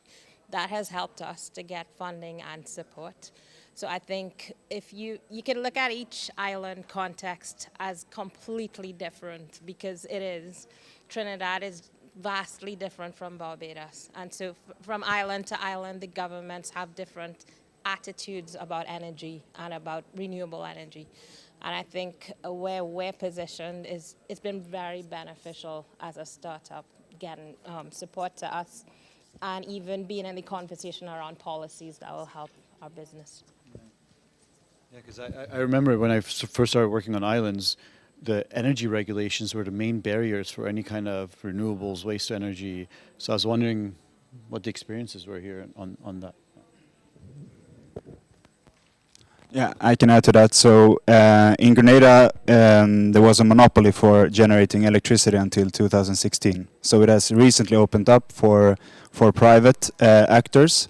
And this is very positive, of course, but it means that the process is not very mature to become an electricity generator. And if we look at with the market outlook, looking at different Caribbean islands, and in some places it's still a monopoly on generating electricity, and this hinders Sargassum solution to spread out through the Caribbean basin. I think that's extremely important to enable independent power producers. Secondly, on regulation, or more of the government role, when I'm from Sweden and we have a lot of biogas in Sweden, and one success factor has been the Swedish Energy Agency, who has a role, an independent role, to ensure that all the stakeholders in the value chain work together, and they don't have a vested interest, like a profit in this. So that's very important, and I think something similar is needed in the different Caribbean markets, because if we're not working together, it won't work. Yeah.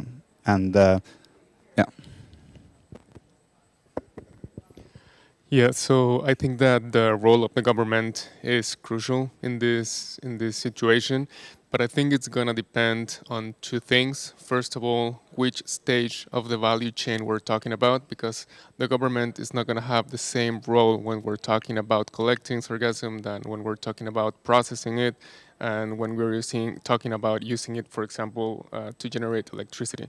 And then the second thing is that the role of the government is also going to depend on where that government is, right? It's not the same to have the government of Grenada as to have the government of Mexico, in which we have 3 different government levels.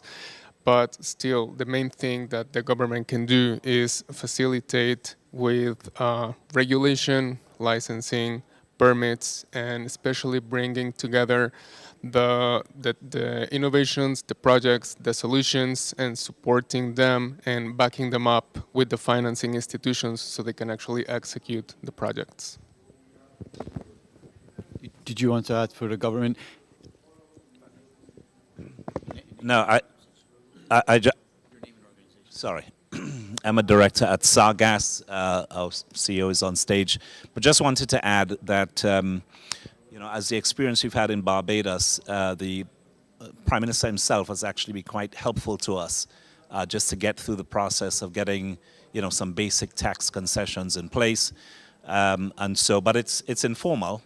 But it would be great to see that type of arrangement, like you might have in Barbados, for example, formalized a little bit more. But we've just been very pleased, I think, from that point of view with the support that we've had.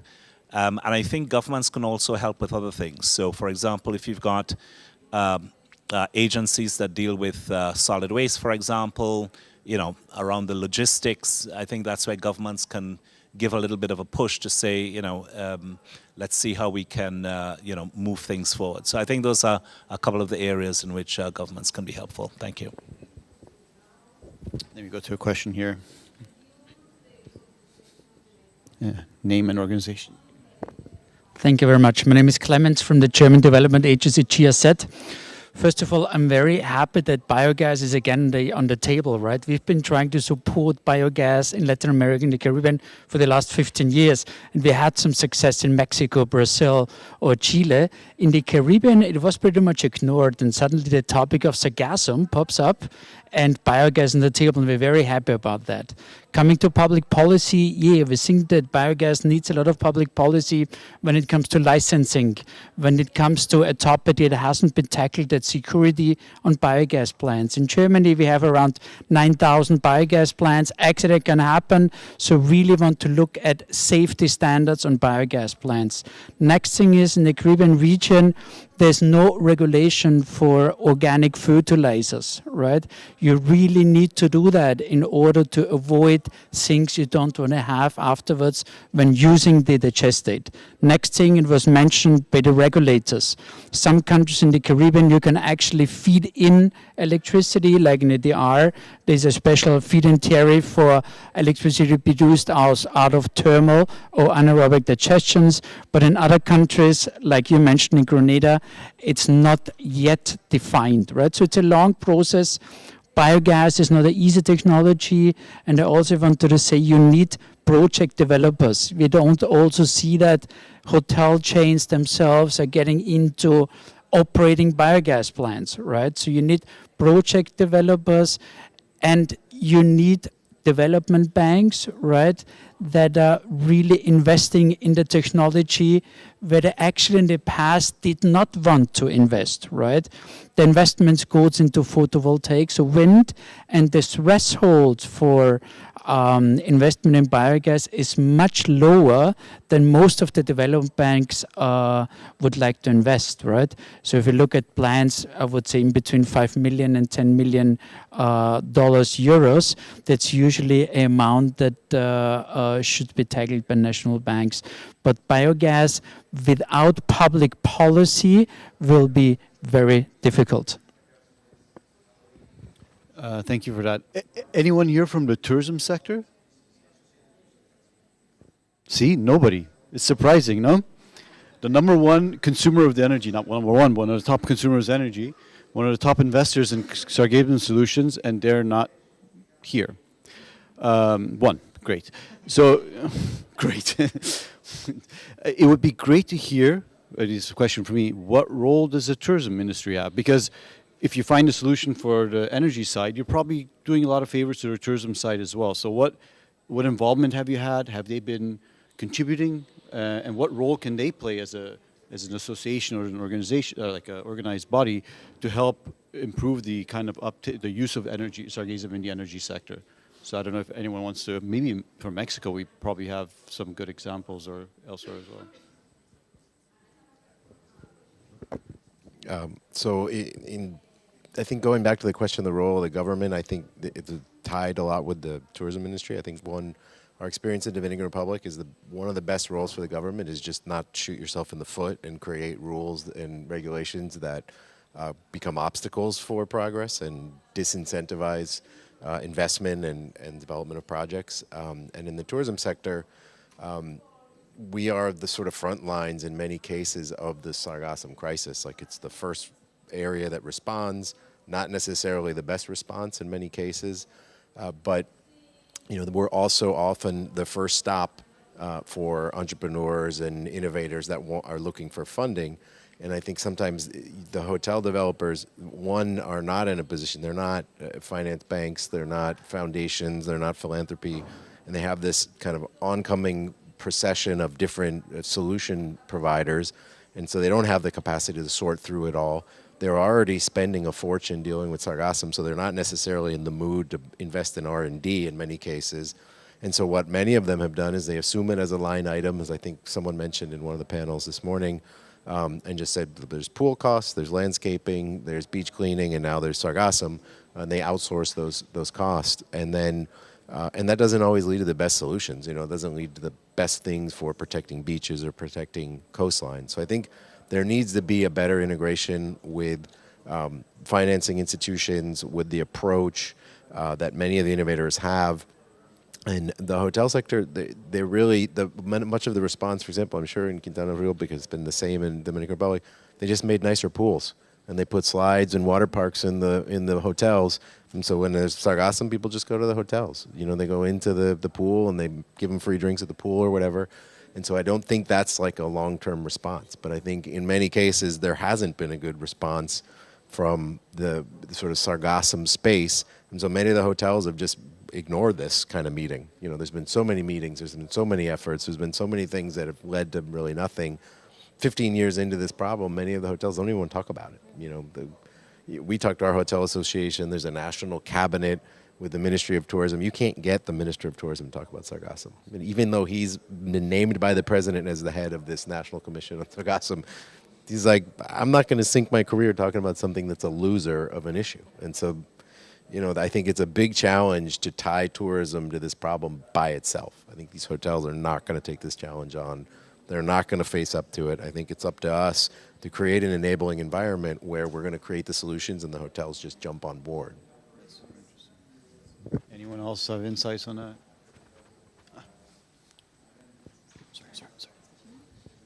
Name and organization. Bueno, yo quería hablar Se me escucha, se me escucha. Yo quería hablar como representante del sector hotelero en México. Como saben ustedes, son más de 1.300 hoteles los que conviven en el mayor destino turístico de Latinoamérica y Caribe. Y bueno, pues es una pena que a lo mejor en República Dominicana, como decías, no haya a lo mejor esa sensibilidad. Yo creo que sí hay sensibilidad, mucha, pero necesitamos el camino correcto para poder, en este caso, abordar la solución. ¿Qué es lo que hemos hecho desde el sector hotelero en México? Es estructurar un programa de gobernanza, de la gestión del cambio.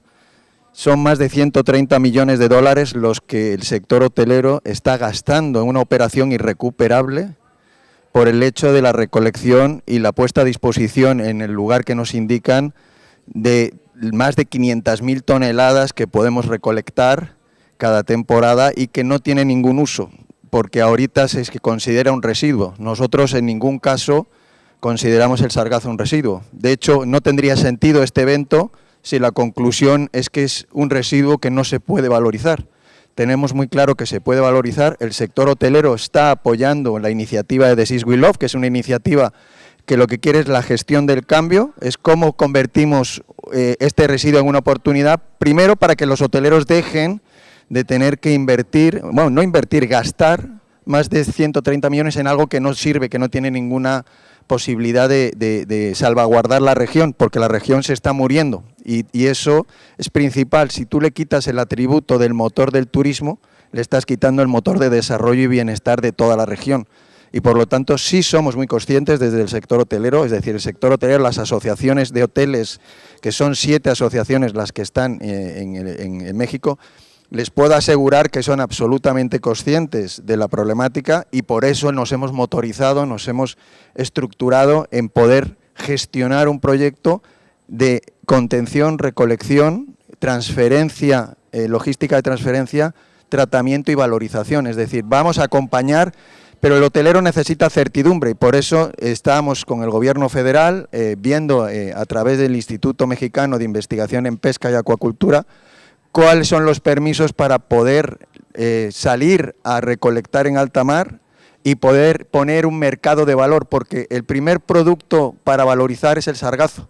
Nosotros hemos escuchado durante muchas reuniones, no solo esta, que todo el mundo habla de la valorización, pero el primer producto que hay que gobernar es el sargazo, porque es la materia prima objeto de valorización y puesta a disposición para hacer biomateriales, bioplástico, bioenergía. Hicimos con Deloitte un estudio de prefactibilidad que ya nos ha dicho que es rentable poder valorizarlo y por lo tanto sí quiero expresar, porque pues sí me ha dolido en el piel que digan que el sector hotelero no está presente. Sí está presente, sí es, yo creo que de los más sensibles de todos, porque somos los que estamos asumiendo un impacto a todos nuestros niveles y tenemos que ayudar a la gestión del cambio y por lo tanto sí quiero expresar que el hotelero lo único que necesita es certidumbre, no solo en México, sino en todo el Gran Caribe, porque la mayoría de las 17 grandes, y voy a hablar en este caso de Europa, 17 grandes grupos hoteleros tienen el 34% de todos los hoteles que están localizados en el Gran Caribe, en todo el Caribe. Y por lo tanto, hay inversiones de más de 30.000 millones de dólares puestas en el Caribe, en el sector turismo, y hay que protegerlas, hay que salvaguardar, sobre todo porque viven millones de familias del sector turismo, es decir, solo México tiene 300.000 familias, 300.000 personas, es decir, a 4 personas por familia de media, estamos hablando de 1.200.000 personas que viven específicamente en el sector hotelero. Si lo multiplicas por el resto de los que viven directa o indirectamente, estamos hablando del 95%. No me extiendo, que si no me vas a cortar, pero sí quiero expresar que el hotelero sí está presente, sí va a ayudar, sí está apoyando directamente a las administraciones, pero necesitamos gobernanza, investigación y tecnología e inversión. Son los 3 pilares en los que estamos buscando cómo sí. Thank you so much, Ignacio. Really appreciate it.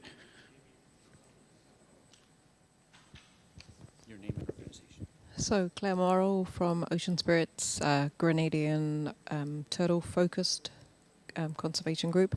So I think one thing that hasn't been mentioned quite a lot, we're talking about large-scale collection at sea of the Sargassum. That's fantastic, but I'm very concerned about the biodiversity issues related to that, picking up like juvenile turtles, that sort of thing. So I think we need to make sure we don't forget about that. But then in relation to tourism, I think what Sargass has done in relation to working with a local tourism association here in Grenada is a really fantastic model at the small scale. But I'd also wanted to mention that like sargassum is such a complex issue, and everything has to be tailored to the specific scenario in specific places. So tourism here in Grenada is not in the places where sargassum is coming in like particularly here. So that means that tourism is fantastic, but we've got to make sure that there are solutions for sargassum when there's not tourism. So the east coast of Grenada, there's no bars, restaurants, hotels there, so it gets forgotten. As soon as sargassum comes onto Grand Anse Beach, which is so unusual, there's action. But when it's just local people being affected, there's no, the eyes of people are not on it. And then it sits and you don't get action until it gets really bad, and then heavy equipment's brought in to a heavily eroded coastline, and sargassum's removed with heavy equipment. So I'm probably not making a lot of sense, but what I'm trying to say is that we've got to make sure that, yes, tourism is part of the solution, but we can't be reliant on tourism. We've got to have solutions for all scenarios, all coastlines, whether there's tourism there or not. And when we're talking about collection from the high seas, we've got to make sure that we're not taking the valuable biodiversity when we're taking sargassum. And I think that's not being talked about, not nearly enough. I have not heard that enough over the last couple of days. So who can take it? Who does it belong to? When do we take it? Because it's a rich ecosystem in itself, and it's collecting and harvesting carbon when it's naturally out there in the ocean. So we need to be very careful what we're doing with taking sargassum. Thank you so much for that. I think, again, we should look at it from the space of energy and resources. And tourism does consume a lot of electricity and competes sometimes with the local resources. So I think from that perspective, it would be good to think about the involvement of the tourism sector in this solution. Hi. Okay, Mary-Louise Norton-Murray from the European Business Chamber in Trinidad and Tobago.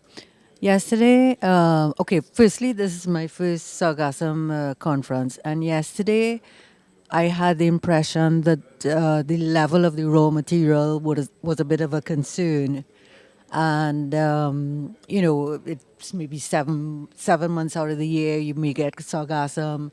Then, of course, the sargassum has to be tested for arsenic, the quality of the sargassum, if it reaches shore, etc., etc. And I came away feeling there may have been an issue with sufficient raw material for all of these various industries that are being developed. But then I spoke with someone who is in the biotech industry, and she, without giving me levels or volumes or for how many years you'll have this raw material, she definitely gave me the impression that this is here to stay. And it's not only just here to stay, it's just going to get worse.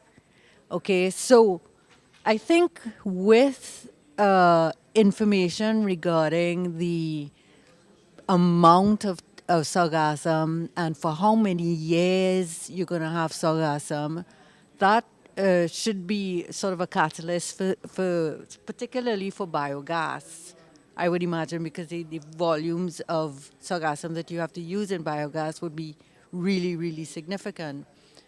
So that's just one comment that I wanted to make. You really need to get a sense of how much raw material there is. And of course, I know that depends on, the collection methods and where and when it's collected, etc., how it's stored and all of that would affect how much raw material, good quality raw material is available. The other thing, I just wanted to talk a little bit about the biogas. You would be aware, of course, that Trinidad and Tobago has a CNG project, and that the government invested a lot of, put a lot of emphasis and focus on their CNG project, and they have all sorts of tax incentives for CNG. But the CNG is based on natural gas. And I'm just thinking, you know, biogas should be a great alternative, and it could be a win-win situation for them because they've invested a lot in converting cars and buses and so to CNG. But now, if they get a chance to reduce some of that carbon in the CNG, it could be a win-win situation. So, but of course, everything again depends on the raw material and whether people have to be convinced that they need to invest in these industries by how much raw material there is and for how many years. Yeah, thank you for that. I think we've gone a bit over time, and our main energy source is waiting out there, which is food. Maybe I give it to my colleague, maybe to ask one kind of question that everyone can answer in 3 words in terms of takeaways, and then maybe wrap it up as well. In 3 words, okay, that's a challenge. But I do have. No, in terms of them, if they have. No. I mean for them to answer what I'm thinking about, because the key question for us from IFC and the World Bank perspective, and what I'm listening from you guys, is how to scale. And so, if each of you then in 3 words can say what are the key challenges or hurdles to scale. What do you need to be able to scale? Well, I think that F word from the first day, the funding, but again, what my colleague has said about the gap between seed funding, which is around $500,000 and then first pilot around $3 million US. How do you help startups to bridge that?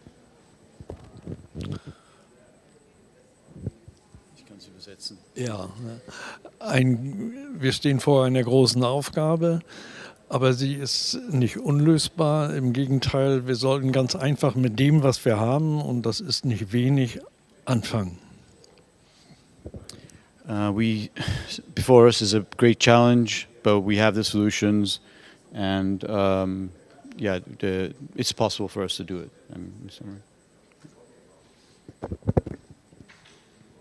Yeah, I would agree with funding and at the right amounts at the right times in the right places.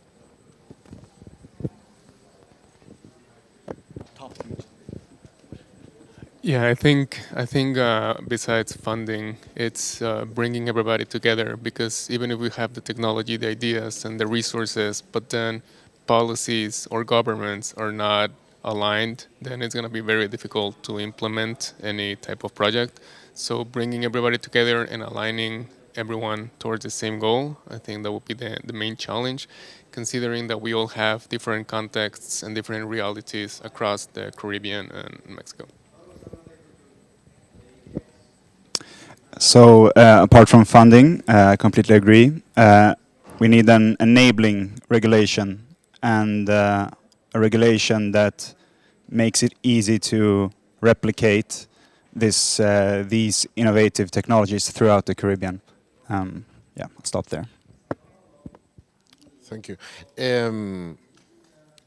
Para mí es acción, ponernos a trabajar ya. Además del financiamiento, el dinero puede llegar, y también la coordinación entre empresa privada y gobierno es muy importante, muy importante. Y sobre todo, repito, acción, o sea, hacer las cosas ya. Okay. I think we're kind of done. I think I was told that later on we're going to summarize what we kind of took away from this. And I guess, yeah, I mean, thank you from ourselves and from the speakers for taking the time to present their projects, and for the audience for being really engaging and enriching in terms of the content of this discussion. And yeah, thank you so much. Thank you.